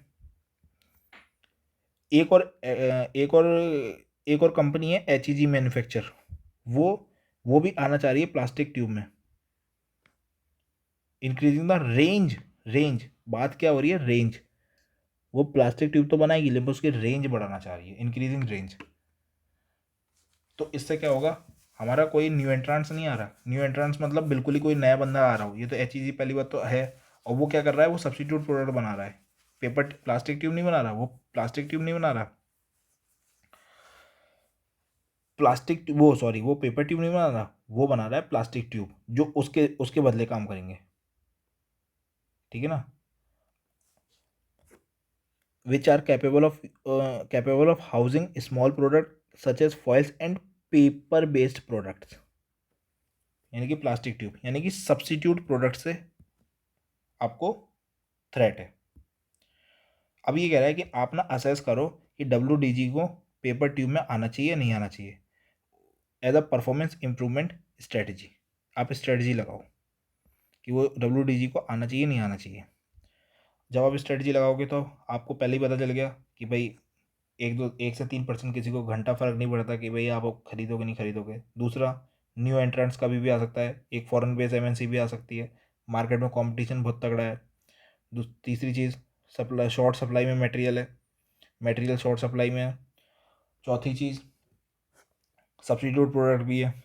तो अब आपको एनालाइज करना है कि आपको आना है नहीं आना है। मैं सिर्फ डायरेक्ट इसमें बता देता हूँ, उसमें क्या है? High threat of new entrance, ठीक है ना। तीसरा, कस्टमर पावर इज हाई, क्योंकि 1 से 3% वो वेरी कर रहा है। थ्रेट ऑफ सप्लायर, क्यों? क्योंकि वो शॉर्ट सप्लाई में है। चौथा, राइवलरी अमंग्स कंपटीशन, क्योंकि 75 मार्केट शेयर ऐसे पकड़े हुए हैं और 3% की सिर्फ एनुअल ग्रोथ है। थ्रेट ऑफ सब्सिट्यूट प्रोडक्ट का थ्रेट है क्योंकि HEG यहाँ पे आना चाहता है, manufacture narrow range of plastic tube, paper tube नहीं, प्लास्टिक ट्यूब। फिर major threat of potential new entrants, क्यों? क्योंकि फॉरेन बेस्ड MNC की एक रिपोर्ट आई थी कि वो लोग भी आना चाह रहे हैं। तो ये सारे आपके वो हैं कि इन सबको हमने एनालाइज करा और हमारा आंसर यही निकल के आया। अब इसके बाद आपको क्या करना पड़ेगा? WDG might enter this market, ये मार्केट में तो आ सकती है due to low capital investment, छोटे मोटे कैपिटल इन्वेस्टमेंट में, but this would also lead to another potential enter. सामने वाले को भी बुलावा दे रही है, कि आजा भाई दोनों मिलकर लूडो खेलेंगे। The easy entry, threat of substitute, the existence of established competitors in the market, the possible entry of a MNC and competitors struggling due to slow growth market, and putting to potential of WDG into the question to achieve any sort of competitive advantage. अभी ये कहना चाह रहा है कि आप ढोल बजा के आना तो चाह रहे हो भाई साहब, ये तो देख लो कि 3% से मार्केट ग्रोथ कर रही है हर साल में। इतनी ग्रोथ में जी पाओगे? सह पाओगे? बर्दाश्त कर लोगे? नहीं करोगे तो फिर क्यों आ रहे हो? आप इन सारे फैक्टर को अगर पीछे एनालाइज करके अगर अपने आप को सक्सीड करा सकते हो तो आ जाओ, अदरवाइज आप एनालाइज कर लो, ठहरो, एक बार देख लो कि आपको आना है नहीं आना। Joining this market might be a good move, अच्छा मूव हो सकता है if WDG would be able to manufacture paper tube at lowest cost within the industry. अब इसमें क्या है ना, डिफ्रेंशिएशन वाली दूसरे वाला पार्ट आ गया जो हम आज दूसरा टॉपिक पढ़ेंगे कि भाई वो मार्केट में ना रुक तो सकती है विद इन द इंडस्ट्री, लेकिन पर अगर वो लो कॉस्ट में माल बेचने लगे। To assess feasibility, WDG must take into consideration all possible synergy between its existing operation of card boxes and the proposed operation of paper tubes. From the available information, joining the market for paper tube does not seem to be attractive. Attractive नहीं है भाई, इतने सारे लोचे हैं ना, कोई भी आ सकता है, कोई भी जा सकता है, कोई भी जा तो सकता ही नहीं है। कंपटीशन बहुत तगड़ा है, 3% मार्केट ग्रोथ है, सब्सिट्यूट प्रोडक्ट भी आके बैठा हुआ है, बायर भी ऐसी पोजीशन में है कि वो हमको दबा देगा, सप्लायर भी ऐसी पोजीशन में हमको दबा देगा, सब साला मिल को हमको ही दबा दो। तो जब हमको सब लोग दवाई दोगे 3% हम क्या ग्रोथ लेंगे, तो हम एक काम करते हैं, हम आते ही नहीं है। Thus, WDG should go for other alternative performance improvement strategy. दूसरी स्ट्रेटजी पे जाओ जिससे कि आप मार्केट में आ सको। तो ये था पूरा आपका टॉपिक इंडस्ट्री स्ट्रक्चर एनालिसिस का। हमने इंडस्ट्री स्ट्रक्चर एनालिसिस को हमने देख लिया कि भाई आप इंडस्ट्री का एनालिसिस, इंडस्ट्री का स्ट्रक्चर का एनालिसिस करो और फाइंड आउट करो कि कौन सी एक्टिविटी वैल्यू एडेड है और कौन सी एक्टिविटी नॉन वैल्यू एडेड है। अगर नॉन वैल्यू एडेड एक्टिविटी आप अभी भी कर रहे हो इंडस्ट्री के अंदर, उसको हटाओ, सिर्फ वैल्यू एडेड एक्टिविटी पे फोकस करो। अब वैल्यू एडेड एक्टिविटी आप किस फैक्टर में देखोगे, आप उस फैक्टर में देखोगे थ्रेट ऑफ न्यू एंट्रांट्स में। आप देखो कि आप कौन सी वैल्यू एडेड कर रहे हो, कौन सी वैल्यू एडेड नहीं कर रहे हो। बार्गेनिंग पावर ऑफ सप्लायर, जब आपको सप्लायर से बार्गेन कर रहे हो तब आप क्या वैल्यू एडेड कर रहे हो, क्या नॉन वैल्यू एडेड कर रहे हो, तो आप ये सारी एक्टिविटीज़ को देखोगे। दूसरा आता है कोर कॉम्पिटेंसीज कि भाई आपकी यूनिकनेस, मार्केट में आपकी बिल्कुल एकदम से uniqueness. Core competency is a distinctive और यूनिक स्किल और टेक्निकल नो हाउ। भाई बिल्कुल यूनिक है। टाटा के पास एक ना एक ऐसी टेक्नोलॉजी है, ब्लू लिंक तो ह्युंडई के पास है, टाटा के पास उसकी खुद की एक टेक्नोलॉजी है, टाटा आयरा की एक अपनी यूनिक फीचर है जिसमें आप कभी भी किसी भी चीज़ को एक्सेस कर सकते हो, वीडियो प्ले कर सकते हो, और भी अदर फीचर्स हैं आयरा के अंदर। वो उसकी एकदम से यूनिकनेस है, यूनिक स्किल है, टेक्नोलॉजिकल नो हाउ लोगों से बिल्कुल अलग हटके है। That creates distinctive customer value, customer उस पर वैल्यू करता है, कस्टमर उसको वैल्यू करता है। तो core competency of Google is its capability to deliver excellent search result. भाई गूगल की कोर कॉम्पिटेंसी क्या है कि आप गूगल पे कुछ भी सर्च करो वो आपको एक्सीलेंट रिजल्ट निकाल के देगा, जो बेस्ट रिजल्ट होगा ना वो निकाल के देगा, तो वो उसकी कोर कॉम्पिटेंसी है। Which could not be imitated by its competitor. Mozilla Firefox, आपका इंटरनेट एक्सप्लोरर ये चीज़ें नहीं लगा के देगा। इंटरनेट एक्सप्लोरर तो खैर जिंदा ही लोड ही कर दो, वही बड़ी बात है। The core competencies are a function of a collective skill set of a people, organization, structure, resources and technological know-how. जो कोर कॉम्पिटेंसी है ना वो ऐसा नहीं है कि आपके पास रिसोर्सेज बड़े और ऐसे हो जाएगा। ये कलेक्टिव वर्क है, किसका, पीपल्स का, ऑर्गेनाइजेशन का, स्ट्रक्चर का, रिसोर्सेज का और टेक्नोलॉजिकल नो हाउ का, टेक्नोलॉजिकल नो हाउ का। A core competency is a primary source of organisation competitive advantage. ये प्राइमरी सोर्स है कॉम्पिटिटिव एडवांटेज लेने का कि भाई सब लोग जो कर रहे हैं वो तो कर ही नहीं है, लेकिन आप कुछ ऐसा कर रहे हो जो आपको बिल्कुल मार्केट में अलग कर रहा है, वो आपकी कोर कॉम्पिटेंसी है। The competitive advantage could result the competitive advantage could result from cost leadership और प्रोडक्ट डिफरेंशिएशन। देखो कॉम्पिटिटिव एडवांटेज ना मार्केट में कैसे आ सकती है, तो मार्केट में आप जो सब बेच रहे हैं वो वैसे ही बेचो, पर कम दाम पे बेचो, या फिर जो सब नहीं बेच रहे हैं वो बेचो, ज़्यादा दाम पे बेचो, differentiation product. There are these 3 test useful for identifying core competencies. 3 test हैं जिससे कि आप फाइंड आउट कर सकते हो कि कोर कॉम्पिटेंसी क्या है। ये क्वेश्चन में आ सकता है। 3 test useful for identify core competencies are, क्या है। पहला, एंड प्रोडक्ट बेनिफिट, कि भाई जो एंड में जो प्रोडक्ट आ रहा है ना उससे कस्टमर बेनिफिट हो। दूसरा, access to wide variety of market, आप मार्केटिंग में वाइड वैरायटी पे एक्सेस कर सकते हो। Difficult for competitor to imitate, competitor की बस की बात नहीं है जो ये टेक्नोलॉजी लेके आ जाए। पहला कि difficult to imitate competitor, difficult for competitor to imitate, दूसरा एंड प्रोडक्ट बेनिफिट, और तीसरा access to wide variety of market. अब यहाँ पे जो दे रखा है ना, ये नोकिया का एग्जांपल दे रखा है। The loss of core competency could be disaster for firms. भाई अगर आपने अपनी यूनिकनेस, अगर आपने अपनी स्किल्स को ना खो दिया ना, तो आपके लिए डिजास्टर है, आप मार्केट से ख़त्म। Nokia was a leader in the feature phone segment till smartphone were introduced. The changing dynamic of industry means that Nokia lost the top position in the mobile phone industry and led to sale of business to Microsoft. Microsoft को बेच दिया अपना business. Bajaj auto, वो head core competency in the scooter segment. Bajaj के पास पूरा scooter बेचने का पूरा एक अलग ही सेगमेंट था, लेकिन पर lost traction when motor bikes were introduce. It is this important that firm continuously evolve their core competencies and remain relevant in ever changing business environment. अपनी कोर कॉम्पिटेंसीज पे आप डेली डिलीवर करते रहो, जिससे कि आप मार्केट में खड़े रहो। कोर कॉम्पिटेंसीज ना दो जगह से आ सकती हैं कि पहला, आपके पास क्या क्या रिसोर्सेज हैं। भाई आपके पास कुछ ऐसा रिसोर्सेज है जो सबके पास नहीं है। और दूसरा, आपकी क्षमताएं, आपकी कैपेबिलिटीज़, कि आप दूसरों से कुछ ऐसा अलग कर रहे हो, ऐसा कुछ डिफरेंट कर रहे हो जो दूसरे नहीं कर रहे। Resources are factor that enable a company to create value for customer. Resources एक ऐसी चीज़ हैं जिसके थ्रू आप कस्टमर को वैल्यू प्रोवाइड करते हो। दे कैन बी टेंजिबल, वो टेंजिबल भी हो सकती हैं, जैसे कि land, building, inventory, machinery, money etcetera. और इंटेंजिबल भी हो सकती हैं कि एम्प्लॉय की स्किल्स क्या है। एम्प्लॉय की स्किल्स भी आपके लिए रिसोर्सेज हैं।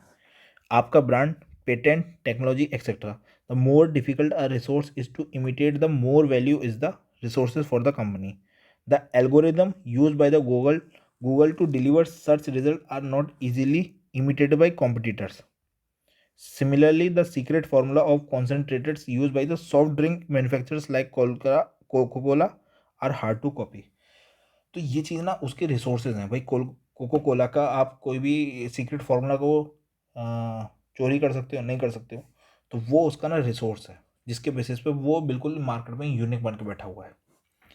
अब आपकी कैपेबिलिटीज़ क्या है, आपके पास जो रिसोर्सेज हो, आप उसका बेस्ट यूज़ करो और कस्टमर को सर्विस प्रोवाइड करो, वो आपकी कैपेबिलिटीज़ है। कैपेबिलिटी रेफर टू कंपनी की एबिलिटी, कंपनी की क्षमता टू कोऑर्डिनेट रिसोर्सेज, अपने रिसोर्सेज को कोऑर्डिनेट करो और put them to productive use, उसको प्रोडक्टिव यूज़ में लेके आओ। आप कोको कोला के पास, उसके पास सीक्रेट फार्मूला की रेसिपी है, अगर वो उसका सही से यूज़ ना कर पाए तो क्या वो मार्केट में खड़ी रह पाएगी? नहीं, क्योंकि टू सोर्सेज से कोर कॉम्पिटेंसी आती है। पहला, आपके पास सामान होना चाहिए, और दूसरा, आपको उस सामान का पर्टिकुलर अच्छे से यूज़ आना चाहिए। Availability of resources by themselves does not guarantee core competency. आपके पास सामान है, इसका मतलब ये गारंटी नहीं है कि आप कोर कॉम्पिटेंसी में हो।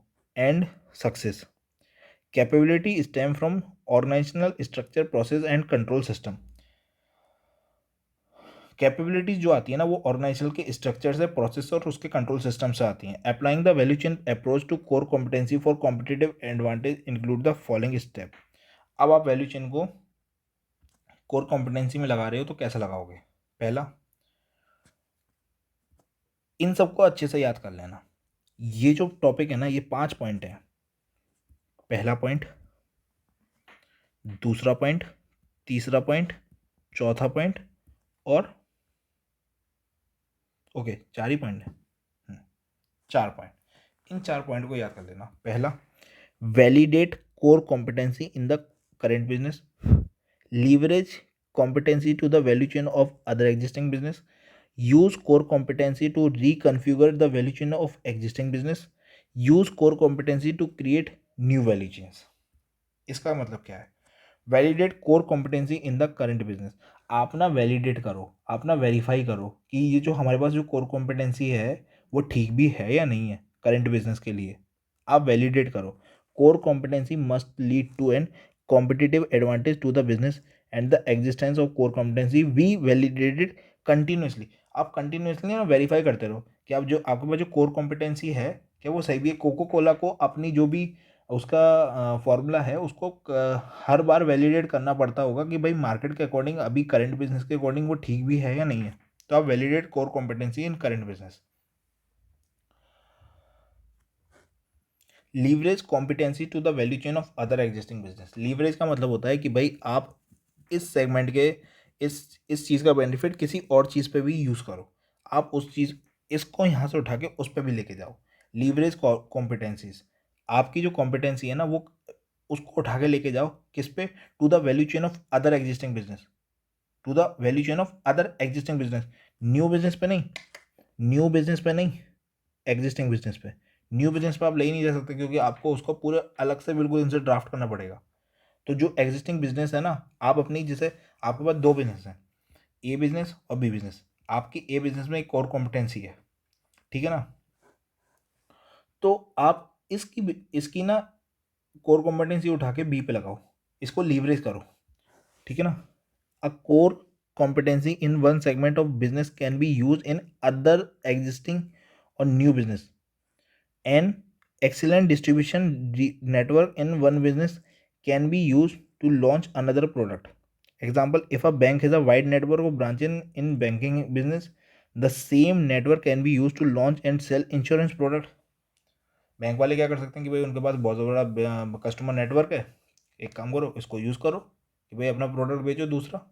तो वो उनके पास कस्टमर नेटवर्क है, क्यों? क्योंकि उनके पास कोर कॉम्पिटेंसी है, वो उनके पास रिसोर्सेज हैं, उनके पास कैपेबिलिटीज़ हैं कि वो कस्टमर को रिटेन कर पा रहे हैं, कस्टमर को अच्छी सर्विस दे पा रहे हैं। अब उनके पास कस्टमर बेस है, उनके पास नेटवर्क अच्छा है, वो क्या करेंगे, उस कोर कॉम्पिटेंसी के बेस पे उसको लीवरेज करेंगे अपने दूसरे बिजनेस पे, ठीक है ना। यहाँ पे ना अभी यहाँ पे इन्होंने कर दिया है ग्लिच। पहला ग्लिच क्या कर दिया कि यहाँ पे तो इन्होंने साफ साफ बोल दिया अदर एग्जिस्टिंग बिजनेस, और यहाँ पे भी बोल दिया न्यू बिजनेस। ये इन्होंने कर दिया ग्लिच। आप अगर इंस्टीट्यूट में क्या होगा, आप ना एग्जिस्टिंग बिजनेस पे लगाओगे, क्यों? क्योंकि न्यू बिजनेस पे कोर कॉम्पिटेंसी लगाना रिस्की हो सकता है, या फिर न्यू बिजनेस हमेशा अपनी एक यूनिकनेस मांगता है। कोका कोला अगर अभी एक प्रोडक्ट, अपना एग्जिस्टिंग प्रोडक्ट काम कर रहा है, तो कोका कोला अपने एग्जिस्टिंग किसी बिजनेस पे लगा सकता है, एग्जिस्टिंग किसी बिजनेस पे लगा सकता है क्योंकि वो अभी मार्केट में एग्जिस्ट करता है। आप किसी भी आर एन डी वाले प्रोडक्ट पे, आर एन डी वाले बिजनेस में नहीं लगा सकते। पता चली कि वो आर एन डी वाला प्रोडक्ट लगा ही नहीं और आपका जो एग्जिस्टिंग कस्टमर बेस है वो भी उठ के चला गया वो सबको करने में। तो ऐसा मत करना, एग्जिस्टिंग बिजनेस पे ही हम लगा सकते हैं। Use core competency to reconfigure the value chain of existing business. Use core competency to reconfigure the value chain of existing business. इसका मतलब ये हो गया, आप ना रिकन्फ्यूगर करके देखो, आप रीअरेंज करके देखो कि जो आप एग्जिस्टिंग वैल्यू चेन है आपका एग्जिस्टिंग बिजनेस का, क्या उसको रिकन्फ्यूगर करने से क्या आपको कुछ बेनिफिट मिल रहा है? While firms may manage their existing value chain better than their competitors, sophisticated firms work harder on using their core competencies to reconfigure the value chain to improve payoffs. Otherwise, competitors may exploit opportunities. आप रिकन्फ्यूगर नहीं करेंगे, आप उसी उसी basis पे चलते रहेंगे, तो आपको क्या होगा, आपने तो चेंज करा नहीं। कोका कोला अगर अपने प्रोडक्ट को बार बार रिकन्फ्यूगर नहीं करेगा, अपने फॉर्मूले को रिकन्फ्यूगर नहीं करेगा, तो एक टाइम पे आकर मार्केट में आउटडेटेड हो जाएगा और कॉम्पिटिटर्स क्या करेंगे, उसको आगे मार्केट से बाहर कर देंगे। Use core competencies to create new value chains. आपकी जो कोर कॉम्पिटेंसी है ना, उसके बेसिस पे आप न्यू वैल्यू चेन्स बनाओ। With strong core competency in its existing business, an organization can seek new customer by developing new value chain. देखो, new business पे एग्जिस्टिंग लगाना रिस्की हो सकता है, लेकिन पर न्यू वैल्यू चेन को बनाना एक्सपीरियंस के बेसिस पे आप दूसरा बना सकते हो, लेकिन पर आप एक्सपीरियंस को किसी दूसरे एक्सपेरिमेंट पे यूज़ नहीं कर सकते। ये डिफरेंस होता है। आप एक्सपीरियंस को एक्सपेरिमेंट पे यूज़ नहीं कर सकते। It could be a disaster और it could be a very good opportunity for long time. आप अपने एक्सपीरियंस को नई चीज़ बनाने पे लगा सकते हैं। For example, FedEx transfer is expertise in the delivery of small package to contract new business with LL Bean for overnight distribution. Disney has exported its people moving skills to urban mass transit और Oakland California. ये example दे रखे हैं, example आपको इतना ध्यान रखने की ज़रूरत नहीं है। आपको एग्ज़ाम में क्या करना है, आपको एग्ज़ाम में सिर्फ इतना याद रखना है। आपको अंदर का कुछ अच्छे से समझ में आ जाए बढ़िया, नहीं आए तो आपको इतना ये तो पता होना चाहिए। आप अंदर का अपने वर्ड्स में लिख सकते हो, अनटिल एंड अनलेस अंदर कुछ भी कुछ यूनिक वर्ड लिखा हो, तो आपको ये तो ज़रूर याद होना चाहिए, ये जितना भी ब्लू लाइन के अंडर है वो, और ये याद हो जाता है, ठीक है ना। ये आपको मैंने अच्छे से समझा दिया। अब आप एक बार इसको याद कर लेना और अपनी अपनी नोट्स पे ना एक बार नोट कर लेना, सिर्फ इतने ये 4 पॉइंट, इसके अंदर का कुछ नहीं, ये 4 पॉइंट। अब बात आती है सेगमेंट के एनालिसिस की। देखो मार्केट क्या है ना, एक ही सेगमेंट में नहीं चलता। टाटा मोटर्स क्या है, टाटा मोटर्स पूरी एक कार है। टाटा मोटर्स कार बनाती है, तो टाटा मोटर्स कार बनाती है तो टाटा मोटर्स टायर तो नहीं बनाती। टाटा मोटर्स अपना शीशा तो नहीं बनाती। टाटा मोटर्स मेटल तो नहीं बनाती, मेटल तो एक्सट्रैक्ट करके उसकी शीट तो नहीं बनाती। या फिर टाटा मोटर्स सीट्स तो जो बैठने वाली सीट होती है वो तो नहीं बनाती। टाटा मोटर्स क्या होता है, टाटा मोटर्स गाड़ी बनाती है और अपने इंजन को असेंबल करके गाड़ी में फिट करती है। तो अब क्या मतलब हुआ, टाटा मोटर्स इसका मतलब किसी से टायर लेती है, किसी से शीशा लेती है, किसी से मेटल लेती है, किसी से सीट लेती है। तो टाटा मोटर्स क्या है ना, पूरा एक सेगमेंट है। टाटा मोटर्स की कार बनाने के लिए एक पूरा सेगमेंट सेगमेंट की चीज़ों की ज़रूरत लगेगी। तो एक बार ना अब हम उसका एनालिसिस करेंगे। तो सेगमेंट एनालिसिस क्या है, एक बार देखते हैं। A single industry might be a collection of different market segment. Motor vehicle industry for example can be seen as composite of tyre, glass, battery, metals etcetera. तो मोटर व्हीकल इंडस्ट्री जो है ना, वो सिर्फ एक मोटर व्हीकल इंडस्ट्री नहीं है, वो composite of tyre, glass, battery, metals etcetera. Not all firms in industry participated in all segment. The structural characteristics of different industry segment need to be examined. अब the analysis will reveal the competitive advantage or disadvantage of different segment. ये ना हमको बता देता है इसको analysis करने के लिए, कि पता चल जाता है कि भाई कौन बंदा ऐसा है जो हमारे मज़े ले रहा है, कौन बंदा ऐसा है कि हमको ज़्यादा महंगे प्रोडक्ट दे रहा है, कौन बंदा ऐसा है जो हमसे क्या कहते हैं हमको बेनिफिट नहीं दे रहा, जो बाकी लोगों को बेनिफिट दे रहा है। भाई लेट सपोज अगर जेके टायर टाटा मोटर्स को 500 रुपये में एक टायर दे रहा है, तो और कल को एमआरएफ वाला बोले कि मैं तो 400 में दे रहा था, तुमको पता नहीं था। तो आपको ना सेगमेंट का एनालिसिस करते रहना चाहिए बार बार। आपको सेगमेंट का एनालिसिस करता रहना चाहिए बार बार, कि भाई ऐसा तो नहीं है कि कोई मजे ले रहा हो तो आपके। तो ये आपको ना this analysis will reveal competitive advantage और disadvantage of different segment. A firm may use this information to decide to exit the segment, to enter a segment, reconfigure one or more segment, और embark on cost reduction differentiation program. इससे पता है आपको क्या पता चल सकता है, इससे पता चल सकता है कि टाटा मोटर्स का लेट सपोज अगर पता चले कि टायर जेके टायर बना रहा है, वो इतने इतने हमको इतने इतने प्राइस पे हमको इतने इतने फैसिलिटी के संग दे रहा है, इतने इतने चीज़ों के साथ साथ वो हमको दे रहा है। अब वो टाटा मोटर्स क्या करेगा, टाटा मोटर्स सोचेगा अच्छा एक काम करते हैं, टायर के बिजनेस में घुस जाते हैं। या फिर क्या करेगा, टायर एग्जिस्ट ऑलरेडी बना रहा होगा और जे के टायर अगर उसको 400 रुपये में दे रहा होगा, उसको बना के टायर अगर 600 रुपये में पड़ रहा होगा, वो करेगा भाड़ में जाए टायर का बिजनेस, इससे एग्जिट मारो और जे के टायर से सारे टायर परचेज कर लो।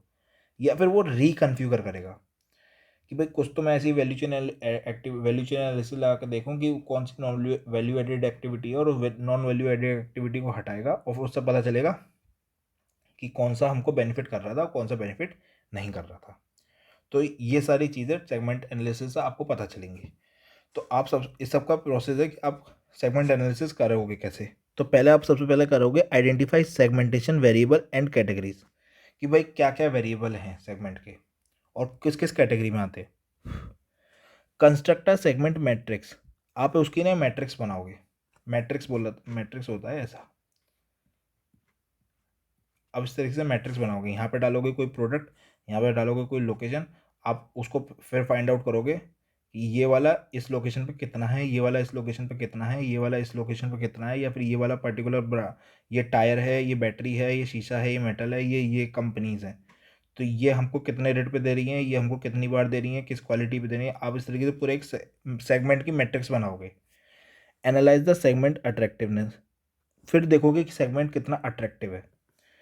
Identify the key success factor of for E segment, फिर ये देखोगे कि आप आइडेंटिफाई करोगे कि भाई उस सेगमेंट का की सक्सेस फैक्टर क्या है। Analyse attractiveness of broad versus narrow segment scope, broad versus narrow segment scope अभी जस्ट 5 मिनट के बाद आएगा, फिर मैं बताऊंगा आपकी ब्रॉड वर्सेस नैरो सेगमेंट क्या होता है। अभी हम इसमें देख लेते हैं कि एक बार क्या कहते हैं, हमने ये जो 5 आपके पॉइंट हैं, इन 5 पॉइंट को अलग आगे आगे करके क्या कहते हैं एक्सप्लेन करा हुआ है। Identify segment variable and categories, a industry might be divided into multiple segment depending upon the nature and complexity of the industry. भाई कोई शीशा बना रहा है, कोई बैटरी बना रहा है, कोई टायर बना रहा है, तो आपको कैसे फाइंड आउट करना पड़ेगा सेगमेंट वेरिएबल कि भाई टायर का, बैटरी का, मेटल का, सीट का, इन सब का आपको एक तरीके से इस तरीके से सेगमेंट बनाना पड़ेगा। सेगमेंट ये सारे वेरिएबल्स हैं जिसके बेसिस पे आप सेगमेंट एनालिसिस करोगे। The segmentation could be based on the nature of product और जियोग्राफिक्स और कस्टमर। सेगमेंट किसी भी बेसिस पे हो सकता है कि भाई कस्टमर हमारे किस किस कौन कौन से प्रोडक्ट को सबसे ज़्यादा मांग रहे हैं। जियोग्राफीज़ के बेसिस पे हो सकता है कि भाई कौन सा प्रोडक्ट कितने किस लोकेशन पे सबसे ज़्यादा मांगा गया है, या फिर प्रोडक्ट के बेसिस पे भी हो सकता है। Construct segmentation matrix after the segment are identify, जब सेगमेंट पता चल जाएंगे सेगमेंटेशन मैट्रिक्स आपको बनानी पड़ेंगे। Generally 2 way can be created. ITC could create a matrix based on the nature of product, ये nature of product हो गया, cigarette, hotel, sector, paper, etc.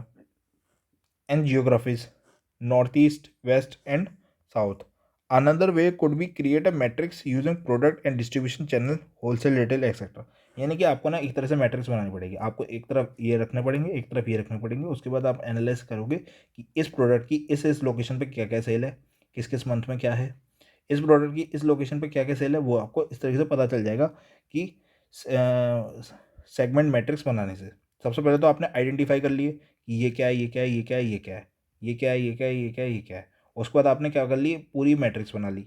आप क्या करोगे, आप उसको एनालाइज करोगे सेगमेंट कि कौन सा सेगमेंट कितना ज़्यादा अट्रैक्टिव है। हमको पता चलता है कि भाई लास्ट में है ना ये वाला सेगमेंट बहुत ज़्यादा अट्रैक्टिवनेस है, क्यों, क्योंकि इस पर हाई अमाउंट की सेल है, हाई अमाउंट की सेल है। तो आप ना उसको एनालाइज करोगे कि कौन सा सेगमेंट कितना ज़्यादा अट्रैक्टिव है। The segmentation matrix could be use to evaluate profitability and performance of each of the segment. आप ना प्रॉफिटेबिलिटी और परफॉर्मेंस जानोगे सेगमेंट एनालिसिस से। ईच ईच किसकी, ईच सेगमेंट की। The inter relationship between various segment से distribution channel similar product must also be consider while analysing segmental attractiveness. ठीक है ना, आपने एनालाइज कर लिया। अब एनालाइज करने के बाद क्या होगा, identify the key success factor. अब आप ना की सक्सेस फैक्टर जानोगे, की सक्सेस फैक्टर कि भाई जो इतने ये जो हमने अचीव करा है इसका KSF क्या है, कि भाई किस वजह से करा है, की सक्सेस फैक्टर क्या है इसको अचीव करने का। Each segment is identify must be assessed, जो जो आपने आइडेंटिफाई करा है ना उसको असेस करो with a relevant measure of performance. It could B quality of product service, कि भाई प्रोडक्ट की वजह से आया है, या उसकी वो प्रोडक्ट की क्वालिटी की वजह से आया है, सर्विस की वजह से आया है, या टाइमलीनेस की वजह से आया है, या डिलीवरी की वजह से आया है, किस वजह से आया है। A single performance measure across all segment is not advisable. आप ना मतलब सिंगल परफॉर्मेंस मेजर नहीं लगाओगे कि भाई सबको देख लो क्वालिटी की बेसिस पे, क्या पता कोई क्वालिटी की बेसिस पे कहीं पे अच्छा कर गया हो, कोई क्या पता कोई डिलीवरी के टाइम की वजह से कोई अच्छा कर गया हो। A major which suits the service segment will not suit the manufacturing segment, या फिर कोई जो सर्विस सेक्टर पे अप्लाई होता है वो जरूरी नहीं वो मैन्युफैक्चरिंग पे लगे। Analyse attractiveness of broad versus narrow segment scope. अब इसको देखना, the company must identify whether it want to be in a broad segment और अ नैरो वन। ब्रॉड मतलब होता है चौड़ा, और नैरो मतलब होता है पतला सा। ठीक है ना, narrower segment could be risky for a business as a single segment could be vulnerable to the competition. Narrow मतलब हो गया कि जिसमें ना बहुत ही कम सेगमेंट है, जैसे कि कोई सिंगल सेगमेंट हुआ वो कम पूरी उसके लिए ना वल्नरेबल हो सकता है टू द कंपटीशन, पूरे कंपटीशन के लिए, जहाँ पे ना multiple segment help a company to spread cost across the various segment. The company might also be in a position to use the competency of one segment in the other segment. Some firms might abandon certain segment because of lack of profitability. The competitive advantage of each segment may be identified in terms of low cost or differentiation. आपको ना इसके बाद क्या करना पड़ेगा, आपको ना analyse करना पड़ेगा कि कौन सा सेगमेंट ना आपका कितना ज़्यादा अट्रैक्टिव है. Broad versus narrow segment scope, broad versus narrow segment, broad segment, narrow segment. अब जितना ज़्यादा ब्रॉड सेगमेंट होगा ना, आप क्या करोगे कि भाई लेट सपोज टाटा मोटर्स है, बैटरी भी है, टायर भी है, शीशा भी है और आपकी सीट भी है. तो इतने ज़्यादा सेगमेंट एनालिसिस कर रहा है ना, ब्रॉडली वो सेगमेंट एनालिसिस कर रहा है. तो इससे क्या होगा कि आप अपनी कॉस्ट को ना स्प्रेड कर सकते हो. उसको एनालाइज करने के लिए लेट सपोज 5 लाख की कॉस्ट आई, तो हर एक सेगमेंट पे आप कॉस्ट को स्प्रेड कर सकते हो. आप अपनी कॉम्पिटेंसीज को लगा सकते हो हर एक सेगमेंट पे. इससे इससे क्या होगा, आप ब्रॉडली आप सेगमेंट को एनालाइज कर पाएंगे. नैरो होगा भाई, पर्टिकुलर लेट सपोज आप एनालाइज कर रहे हो उसे मेटल वाले को. इससे क्या होगा, जो कॉस्ट लगनी है वो तो लगेगी लगेगी, तो आप स्प्रेड नहीं कर पाओगे और सिर्फ एक पर्टिकुलर उसको कर पाओगे एनालाइज. और उसके बाद क्या पता वो आपके लिए डिजास्टर भी साबित हो सकता है, वो आपके लिए वल्नरेबल भी हो सकता है. ज़रूरी नहीं है ना कि आप उसको एनालाइज कर रहे हो तो वो आपके लिए बेनिफिट ही करे.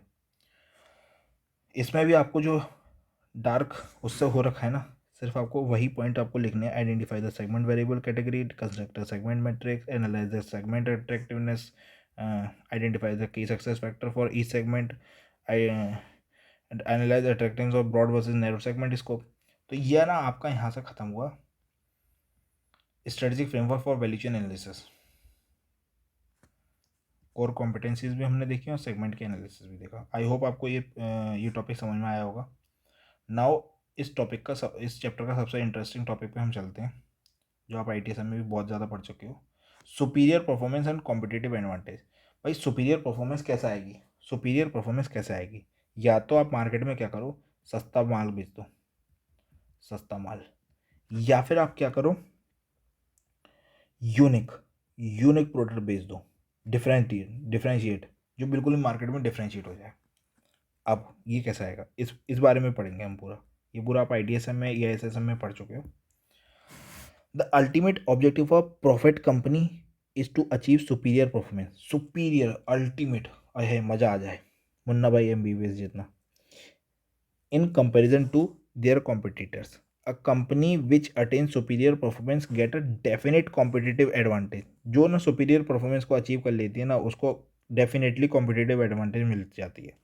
The companies profitability is improved with superior performance. Company की ना प्रॉफिटेबिलिटी भी बढ़ जाती है सुपीरियर परफॉर्मेंस की वजह से, which leads to maximization of share holder wealth. जैसे जैसे कंपनी का प्रॉफिटेबिलिटी बढ़ेगी, फायदा किसको होगा, शेयर होल्डर को. तो जाहिर सी बात है, प्रॉफिट बढ़ना, शेयर होल्डर की वेल्थ का बढ़ना. In order to survive and prosper in an industry, firm must meet two criteria. The firm, they must supply what customer want to buy. सिर्फ वही सप्लाई करो जो कस्टमर को चाहिए. और दूसरा, दे मस्ट सर्वाइव कॉम्पिटिशन. क्या कहते हैं, कॉम्पिटिशन में आप सर्वाइव कर जाओ. देखो, ये बात बिल्कुल सही बोले कि आप फ्यूचर में तभी आप अच्छे से ग्रो कर सकते हो कि पहला तो आप वही चीज़ दे पाओ जो कस्टमर मांग रहा है. अपने अपने डिपेंड पर नहीं दे पाओ कि भाई कस्टमर ने A प्रोडक्ट मांगा, अब Z प्रोडक्ट दे रहे हो. आप मार्केट में नहीं ले पाओगे. 1 साल काम चला लोगे, 2 साल काम चला लोगे, 3 साल काम चला लोगे, लेकिन आप लॉन्ग टर्म में मार्केट में नहीं ले पाओगे. दूसरा, जब कंपटीशन आई तो आप सर्वाइव कर सको. ठीक है ना. तो आप अगर इन दोनों चीज़ों को अगर समझ गए, इन दोनों चीज़ों को कर लिया, तो आप क्या करोगे, आप कॉम्पिटिटिव एडवांटेज ले जाओगे. Firm overall competitive advantage derives from the differences between the value it offered to customer and it costs creating that value, customer value. देखो इस चीज़ का ना कॉम्पिटिटिव एडवांटेज आपको तब मिलेगा ना जब आप डिफरेंस कर पाओ किस चीज़ में, value it offer to customer and its cost creating the customer value. In order to attain superior performance and attain competitive advantage, a firm must have distinctive competencies. Distinctive competencies can take any of the following two form. ये word याद रखना, exam में इस word से पूछ सकता है question. A firm must have distinctive competencies. तो डिस्टिंक्टिव कॉम्पिटेंसी कौन सी हो सकती हैं, वो ऐसा करके पूछ सकता है, define two distinctive competencies, 4 marks, 2 number की एक पूछ ली. और हम किस चीज़ को ढूंढते रह जाएंगे कि भाई कॉम्पिटिटिव एडवांटेज क्या है, superior performance and competitive advantage क्या है, डिफरेंशिएशन एडवांटेज और लो कॉस्ट एडवांटेज, ये. जबकि मतलब पूरा वही है, distinctive competencies, define 2 distinctive competencies, तो मतलब वही है. एन ऑफरिंग और differentiation advantage. If a customer perceive a product और service as a superior, customer ने सोच लिया कि भाई आईफोन ना एकदम से मस्त चलता है और पूरी अच्छी वैल्यू देता है, तो वो उसके लिए क्या करेगा, वो तैयार हो जाएगा वो 2 लाख रुपए भी पे करने के लिए, willing to pay a premium price relatively to the price they will have to pay for competing offering. Example, customer of Apple pay a higher price for its product. दूसरा हो गया low cost advantage, relative low cost advantage. Market में ना सिर्फ हमेशा iPhone खरीदने वाले ही नहीं है, मार्केट में मैक्सिमम लोग हैं जिनको कम दाम पे अच्छी क्वालिटी का प्रोडक्ट मिल जाए, कम दाम पे अच्छी क्वालिटी का प्रोडक्ट मिल जाए. Relative low cost advantage under which customer gain when a companies total undercut those of its average competitor. Example, a company which can provide similar product at a much lower cost. जब आप company ना उसी product को एक low cost पे provide करने लगे, तब भी आप अपना लो कॉस्ट एडवांटेज ले सकते हो. यानी कि आप मार्केट में खड़े कैसे रह सकते हो, दो ही तरीके से, या तो आप प्रोडक्ट को बिल्कुल ही आउटस्टैंडिंग कर दो मार्केट से कि भाई और कोई दे ही नहीं सकता और कोई बना ही नहीं सकता, या फिर मार्केट में प्रोडक्ट तो दो लेकिन लोगों जितने दे रहे हैं ना उससे कम दो. अब Porter identified 3 generic strategies for dealing with the competitive forces. The 2 basic strategies are overall cost leadership and differentiation. दो तो हो गई स्ट्रेटजी. पहली ओवरऑल कॉस्ट लीडरशिप और differentiation. The third strategy is the focus strategy. Question आ सकता है इस पर से, क्योंकि सिर्फ इंस्टीट्यूट की बुक में एक वर्ड भी होना ना महापाप है, महापाप. Focus strategy. फोकस स्ट्रेटजी के बारे में इन्होंने यहाँ तो बताया नहीं, अब फोकस स्ट्रेटजी को बताते हैं. फोकस स्ट्रेटजी होता है कि आप ना किसी एक सेगमेंट पे या फिर आप पर्टिकुलर एरिया पे या फिर पर्टिकुलर आप एज ग्रुप पे बहुत ज़्यादा फोकस कर रहे हो, सिर्फ आप उसी के लिए प्रोडक्ट बना रहे हो, उसी पे सब कुछ कर रहे हो, तो वो आपकी फोकस स्ट्रेटजी है कि आप सिर्फ एक निच निच NICHE, एक वर्ड है निच, NICHE, निच, सिर्फ आप उसी पे फोकस कर रहे हो, उसी पर्टिकुलर एरिया पे या पर्टिकुलर लोगों पे ही फोकस कर रहे हो. निच कस्टमर्स, निच एरिया, उसी पे जो आप जोर डाल रहे हो ना, वो आपकी फोकस स्ट्रेटजी हो गई. ये लिखा हुआ है इस पे. Concentrates on a specific segment of a product line, particular product line पे या फिर किसी जोग्राफिकल मार्केट पे. A niche an organization failing to fully commit to any of these generic strategy end up stuck in middle. भाई जो ना focus strategy में क्या है, जब आप इन लोगों की वो ना रिक्वायरमेंट को पूरी नहीं कर पाते हैं ना, तो आप बीच में अटके हुए रह जाते हैं. And extremely poor strategic position, जो बिल्कुल ही बहुत ज़्यादा पुअर है, भाई ना इधर के रहे ना उधर के रहे, धोबी का कुत्ता ना घर का ना घाट का, वो वाली बात हो जाती है, आप बीच में अटके रह जाते हैं, कुछ नहीं बचता. अब आती है कि भाई डिफरेंशिएशन एडवांटेज क्या होता है. इतनी देर से हम चिल्ला रहे हैं कि differentiation advantage, relative low cost advantage क्या है, तो डिफरेंशिएशन एडवांटेज हमने वहीं पे ख़त्म कर दिया था, अब तो यहाँ बस पढ़ना बाकी है. It occurs when customer perceive that a business unit's product offering is of higher quality, involves fewer risks, and or outperform product offered by competitors. In other words, customers perceive the product or service offered by a business to be superior. For example, differentiation may include a firm की ability to deliver goods and service in a timely manner. ये भी differentiate हो सकता है। आपका product unique नहीं है, अब पता चल रही है आप लोगों से बिल्कुल इनसे डिफ्रेंशिएट होकर आप डिलीवर कर रहे हो, या फिर आप अच्छी से अच्छी सर्विस दे रहे हो, टाइमली मैनर में दे रहे हो, या फिर आप प्रोड्यूस कर रहे हो बेटर क्वालिटी का product to offer the customer a wider range of goods and service and other factor that provide unique customer value. A differential advantage can be achieve by adopting the following technique. इन following technique को लगा के आप क्या कर सकते हो, differentiation advantage लगा ले सकते हो। पहला, आप तो या तो एक तो हो गया कि भाई प्रोडक्ट ही बिल्कुल मार्केट में बिल्कुल अलग है, जस्ट लाइक एप्पल। अंधाधुन प्राइस चार्ज करो, 2 लाख करो, 4 लाख करो, 5 लाख करो, 10 लाख करो, कितना भी करो। या फिर आपका प्रोडक्ट बिल्कुल यूनिक नहीं है, या फिर प्रोडक्ट बिल्कुल डिफरेंट नहीं है, तो आप कैसे करके डिफरेंशिएशन ले सकते हो। पहला कि आप सुपीरियर क्वालिटी दे दो, दूसरा सुपीरियर इनोवेशन हो, टेक्नोलॉजी में बिल्कुल अलग अलग चेंज हो, सुपीरियर कस्टमर रेस्पॉन्स, कस्टमर ने क्वेरी पूछी, कस्टमर ने अपनी रिक्वायरमेंट डाली, आपने उसका रिस्पॉन्स कर दिया, तो आप डिफ्रेंशिएट हो सकते हो मार्केट में। कि भाई लेट सपोज टाटा है, टाटा अगर अपने कस्टमर को बहुत अच्छी सर्विस दे रही है, तो आप क्या बोलोगे कि भाई टाटा की गाड़ी खरीदने से एक बेनिफिट ये है कि टाटा अपने कस्टमर को सर्विस बहुत अच्छी देती है। बिल्कुल उनसे डिफ्रेंशिएट कर दोगे लोगों से, बाकी नहीं देते, टाटा जरूर देती है। The customer are offered a better quality product in the similar price range. Similar similar price range पे the quality of a product service offering is such that the company becomes a preferred choice of its customer. Super innovation, the company continuously offer innovative product ahead of its competition. Super competitive customer responsiveness, the company produce product or provide service which are aligned with customer expectation. The company also focus on overall customer service and work toward parameter like reducing waiting time, on delivery time, etc. Once a company has successfully differentiated its offering, management may exploit the advantage in one of the two ways. एक बार company ने अगर अपना differentiate कर दिया, तो उस company ने दो तरीके से अपने आप को उसके उसके बेनिफिट को ना एक्सप्लॉइट कर सकती है। मतलब उसको बेटर वे में यूज़ कर सकती है। कैसे?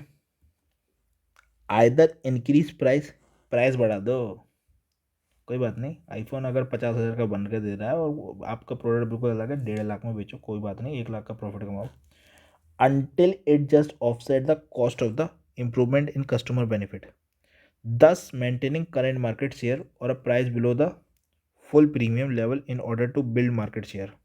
Companies like Apple charge premium price from its customer because customer perceive Apple product to be differentiated from others. इसके कहने का मतलब ये है कि भाई अपना प्राइस क्या कहते हैं, ये प्राइस को ना इंक्रीज कर दो, अनटिल जब तक कि कस्टमर ना उस प्राइस तक अपने उस प्रोडक्ट को वैल्यू नहीं करता, वैल्यू करता है। जब तक उस प्रोडक्ट को वैल्यू करता है तब तक आप प्राइस को बढ़ा दो।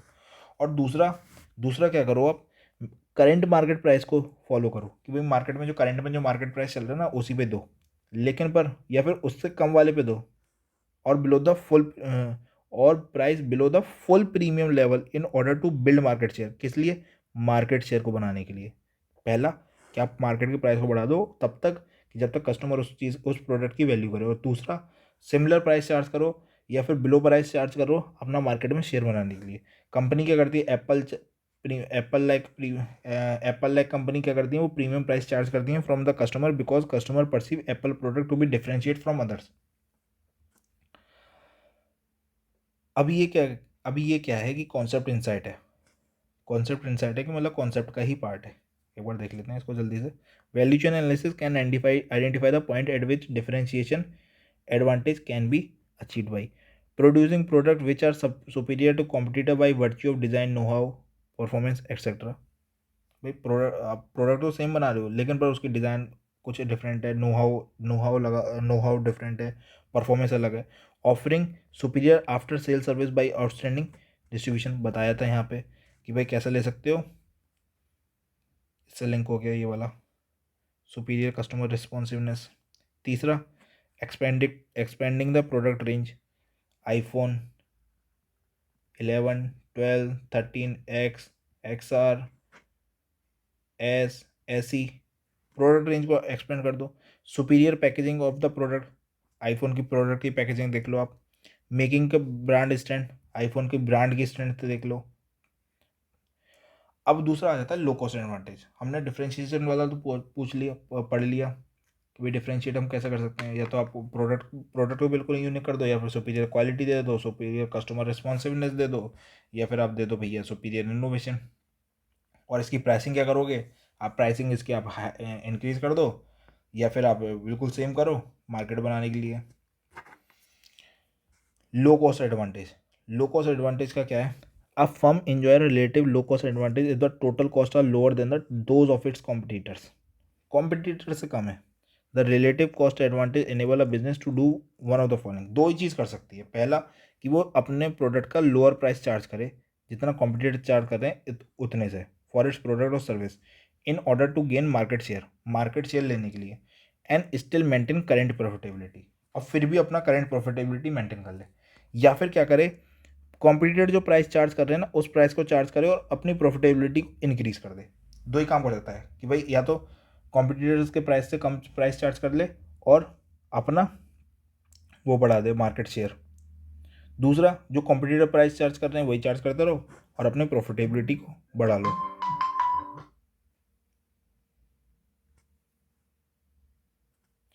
A company must choose a strategy in which it can lower its cost and thereby gain a competitive advantage. Many sources of cost advantage exist: access to low cost raw material, innovative process technology, low cost access to distribution channels or customers, low cost access to distribution channels or customer, and superior operating management. ये कह रहा है कि मतलब आप ना लो cost advantage कैसे ले सकते हो। पहला कि भाई आप लो कॉस्ट रॉ मटेरियल ले लो, या फिर इनोवेटिव प्रोसेस टेक्नोलॉजी कर लो, low cost access to distribution channel और कस्टमर। आप लो कॉस्ट लगा के एक्सेस कर लो किस चीज़ पे, एक्सेस टू कस्टमर और डिस्ट्रीब्यूशन चैनल पे, और superior operating management. A company might also gain a relative cost advantage by exploiting economies of scale in some market. ओहो, इकोनॉमीज ऑफ स्केल अभी बताया था कि भाई आप रिलेटिव कॉस्ट एडवांटेज कैसे ले सकते हो। 50,000 बना रहे हो, 1 लाख बनाना चालू कर दो, पर यूनिट कॉस्ट क्या हो जाएगी, कम हो जाएगी। सॉरी, अभी बीच में रुक गई थी। हाँ, मैं बता रहा था कि 50,000 आप बना रहे हो, 50,000 से क्या करो, 50,000 से आप 1 लाख बनाना चालू कर दो। 1 लाख बनाने के बाद आप क्या होगा, पर यूनिट कॉस्ट आपकी घट जाएगी। पर यूनिट कॉस्ट कम हो गई। कम होने के बाद क्या हो गया, आपको रिलेटिव कॉस्ट एडवांटेज मिल गया। ठीक है ना। Example, our refinery which has a superior technology can process low grade crude to produce oil. Since low grade crude is cheaper than what the competitors pay for high grade crude, the company might be in a position to charge lower price and gain additional market share, or charge higher price and earn better profit. A disadvantage of this strategy is that competitor might find way to lower their cost as well. Hence, a company which pursue a cost leadership strategy must continuously improve its cost structure. Another risk associated with the cost leadership strategy is that manager might try to lower cost by compromising the quality of the product. देखो, इसमें ये बोल रहा है कि आप low cost लगा रहे हो तो ठीक है, कोई दिक्कत नहीं है, लेकिन ये ना एक डिसएडवांटेज स्ट्रेटजी बन सकती है। कैसे कि भाई लो कॉस्ट तब तक ही काम करेगी जब तक कॉम्पिटिटर्स ना आपकी उस कॉस्ट उस चीज़ को एक्सप्लॉइट नहीं कर लेते, या फिर आप अननेसेसरी आप जब कॉस्ट को गिराते रहते हो ना तो आपके प्रोडक्ट की क्वालिटी गिर जाएगी। तो यानी कि दो इसमें से वो है। पहला तो ये है कि भाई उसकी क्वालिटी गिर जाएगी, और दूसरा ये है कि दूसरा इसमें दिया हुआ नहीं है, बस दूसरा यही है कि भाई आप तब तक ही लो कॉस्ट लीडरशिप ले सकते हो जब तक आपके कॉम्पिटिटर्स आपका वो चीज़ आके क्या कहते हैं, ख़त्म ना कर दे। तो अब इसका कॉन्सेप्ट इनसाइड देख लेते हैं। Value chain analysis is central to identify where cost saving can be made at various stage in the value chain. Value chain analysis can identify the point at the low cost advantage can be achieved. Reduce cost by copying rather than creating design.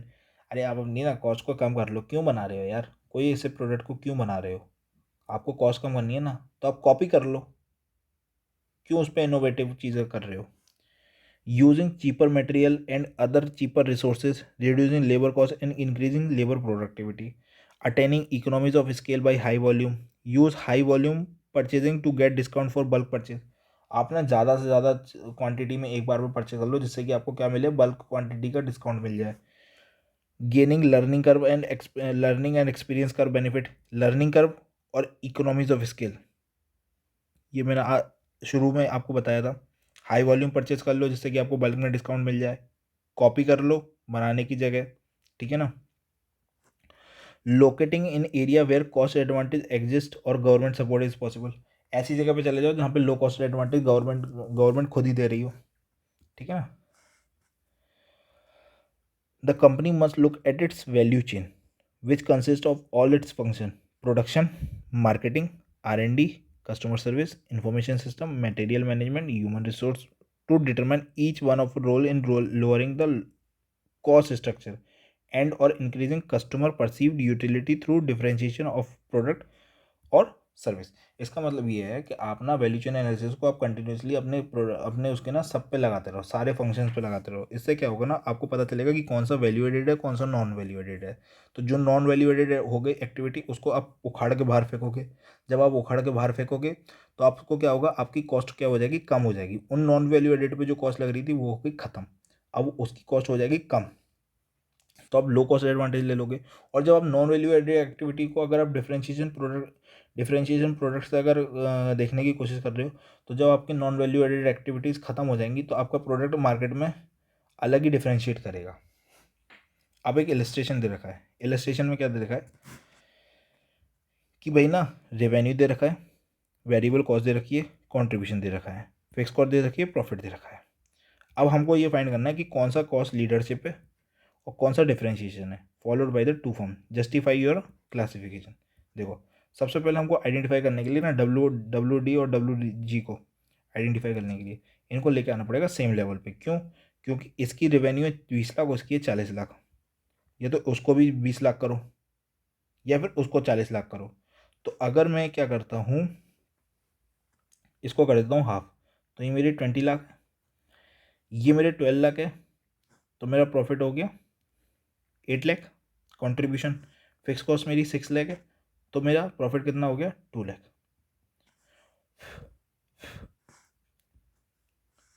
तो अब इसमें मुझे क्या पता चलता है, इसमें मुझे ऐसा पता चलता है कि जो फर्म WD है ना, वो डिफरेंशिएशन स्ट्रेटजी फॉलो कर रही है। क्यों? High capital cost, capital cost ज़्यादा लगा रही है, कैपिटल कॉस्ट ज़्यादा लगा रही है। क्यों कैपिटल कॉस्ट लगाने से? और वो हाई प्राइस चार्ज कर रही है। जब हाई प्राइस चार्ज कर रही है तो high price charges lead high profitability. और हमने वहाँ पढ़ा था कि आप ना अपने कस्टमर से हाई प्राइस चार्ज कर सकते हो, हाई प्राइस चार्ज कर सकते हो, हम यहाँ पढ़ा था ना, ये रहा, आइदर इंक्रीज प्राइस या फिर बिल्ड मार्केट शेयर करने के लिए आप क्या करो, प्राइस बिलो और सेम लेवल का चार्ज करो करंट मार्केट शेयर प्राइस पे, ठीक है ना। जब आप इनोवेशन करते हो तो आपकी फिक्स कॉस्ट आती है। तो इससे हमको ये पता चलता है कि WD जो है ना, वो हमारा डिफरेंशिएशन फॉलो कर रहा है, और जबकि WG क्या कर रहा है, WG अपना उस पर कर रहा है। अब एक बार इसका आंसर देख लेते हैं। हायर कंट्रीब्यूशन इसने क्या करा है, कंट्रीब्यूशन उस पर मतलब इसने रेशियो के बेसिस पे करा है, हमने भी सेम चीज़ वही कर दी। हमने बस उसका आधा करके उसको सेम लेवल पे ला दिया। इसने सेम लेवल पे लाने के लिए उसका रेशियो निकाल दिया, 0.55, 0.4, 0.35, 0.3, 0.2, 0.10। Higher contribution margin ratio exists by a firm WD indicates that firm WD is following a differentiation strategy, while firm WG appears to be more focused on cost leadership. This also sustained by the higher fixed cost in R&D. बात वही है ना, innovation etc. for sale in firm WD. Innovation allow a firm to command premium price and earn more contribution per sale. However, innovation is expensive. आप जब innovation करते हो ना तो आप प्रीमियम प्राइस चार्ज कर सकते हो। तो वही बात हमने बोली थी, जब आप इतना ज़्यादा कैपिटल फिक्स कॉस्ट लगा रहे हो तो आप प्रीमियम प्राइस चार्ज कर सकते हो, जिसका लीड आपको क्या मिलेगी, आपको कंट्रीब्यूशन हाई मिलेगा, प्लस कंट्रीब्यूशन जब हाई मिलेगा तो आपको प्रॉफिट ऑटोमेटिकली हाई मिलेगा। तो जिस तरीके से अभी हमने आज देखा था, हमने क्या देखा, हमने अब इसमें इस वाली क्लास में हमने देख लिया स्ट्रेटजिक, हमने इसमें देख लिया strategic framework for value chain analysis, superior performance and competitive advantage, जिसमें कॉस्ट लीडरशिप देखी, और हमने डिफरेंशिएशन स्ट्रेटजी देखी। डिफरेंशिएशन स्ट्रेटजी में हमने देखा कि हमको डिफरेंशिएशन स्ट्रेटजी कैसे करके मिल सकती है। 3 तरीके से मिल सकती है। हम प्राइस ज़्यादा चार्ज कर लें, क्या कहते हैं, प्राइस ज़्यादा चार्ज, अपनी प्रोडक्ट, हमारा प्रोडक्ट बिल्कुल मार्केट में अलग है, सुपीरियर क्वालिटी दे दें, कस्टमर रिस्पॉन्सिव दे दें, या सुपर इनोवेशन कर दें। अब जब हम इतनी चीज़ें कर देंगे तो हम इसकी प्राइस की बात करेंगे कि प्राइस क्या आएगा।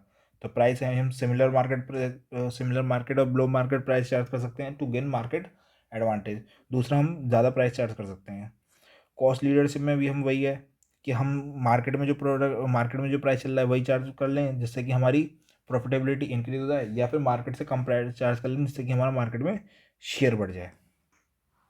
कॉस्ट लीडरशिप कैसे आती है कि जब आप बल्क क्वांटिटी में परचेस कर लो, learning curve, economies of scale, आप कॉपी कर लो रेदर देन इनोवेट करने के, तो ये हमारा सुपीरियर परफॉर्मेंस और कॉम्पिटिटिव एडवांटेज। जब हम इतना सारा कॉम्पिटिशन है, हम उसमें एडवांटेज कैसे ले सकते हैं, हम ऐसे ही ले सकते हैं। दूसरा था हमारा strategic framework for value chain analysis. इसमें हमने इंडस्ट्री का स्ट्रक्चर एनालिसिस देखा, जिसमें माइकल पोर्टर के 5 फोर्सेस देखे थे। दूसरा, हमने कोर कॉम्पिटेंसीज देखी थी। कोर कॉम्पिटेंसीज में हमने इसके फैक्टर्स भी देखे थे, क्या कहते हैं, हमारे फैक्टर्स थे, 4 फैक्टर्स थे। फिर हमने सेगमेंटेशन एनालिसिस देखा। सेगमेंटेशन एनालिसिस में हमने 4 इसके पॉइंट्स देखे, वो 5 हमने इसके पॉइंट्स देखे थे। तो आपको ना उन 5 पॉइंट्स के और कोर कॉम्पिटेंसीज के आपको 4 वो पॉइंट बनाने पड़ेंगे। तो आज के लिए इतना ही है। थैंक यू आप सबका इतना रिस्पांस देने के लिए। और अगर आपको क्लासेस अच्छी लगती है, और आपको क्लासेस अच्छी लगने के बाद आप वो अपना रिस्पांस कमेंट के थ्रू नीचे कमेंट बॉक्स में दे सकते हैं। और मैंने आपको अपना नंबर भी दिया है कि अगर आपको कोई भी स्टिल फिर भी क्वेरी हो तो आप मुझे पर्सनली मैसेज कर सकते हैं, कॉल कर सकते हैं, आपको जैसा भी आपको फिजिबल लगता है। आपको इमीडिएट रिप्लाई मिले ना मिले, बट आपको रिप्लाई ज़रूर मिलेगा। Thanks for watching. Thank you.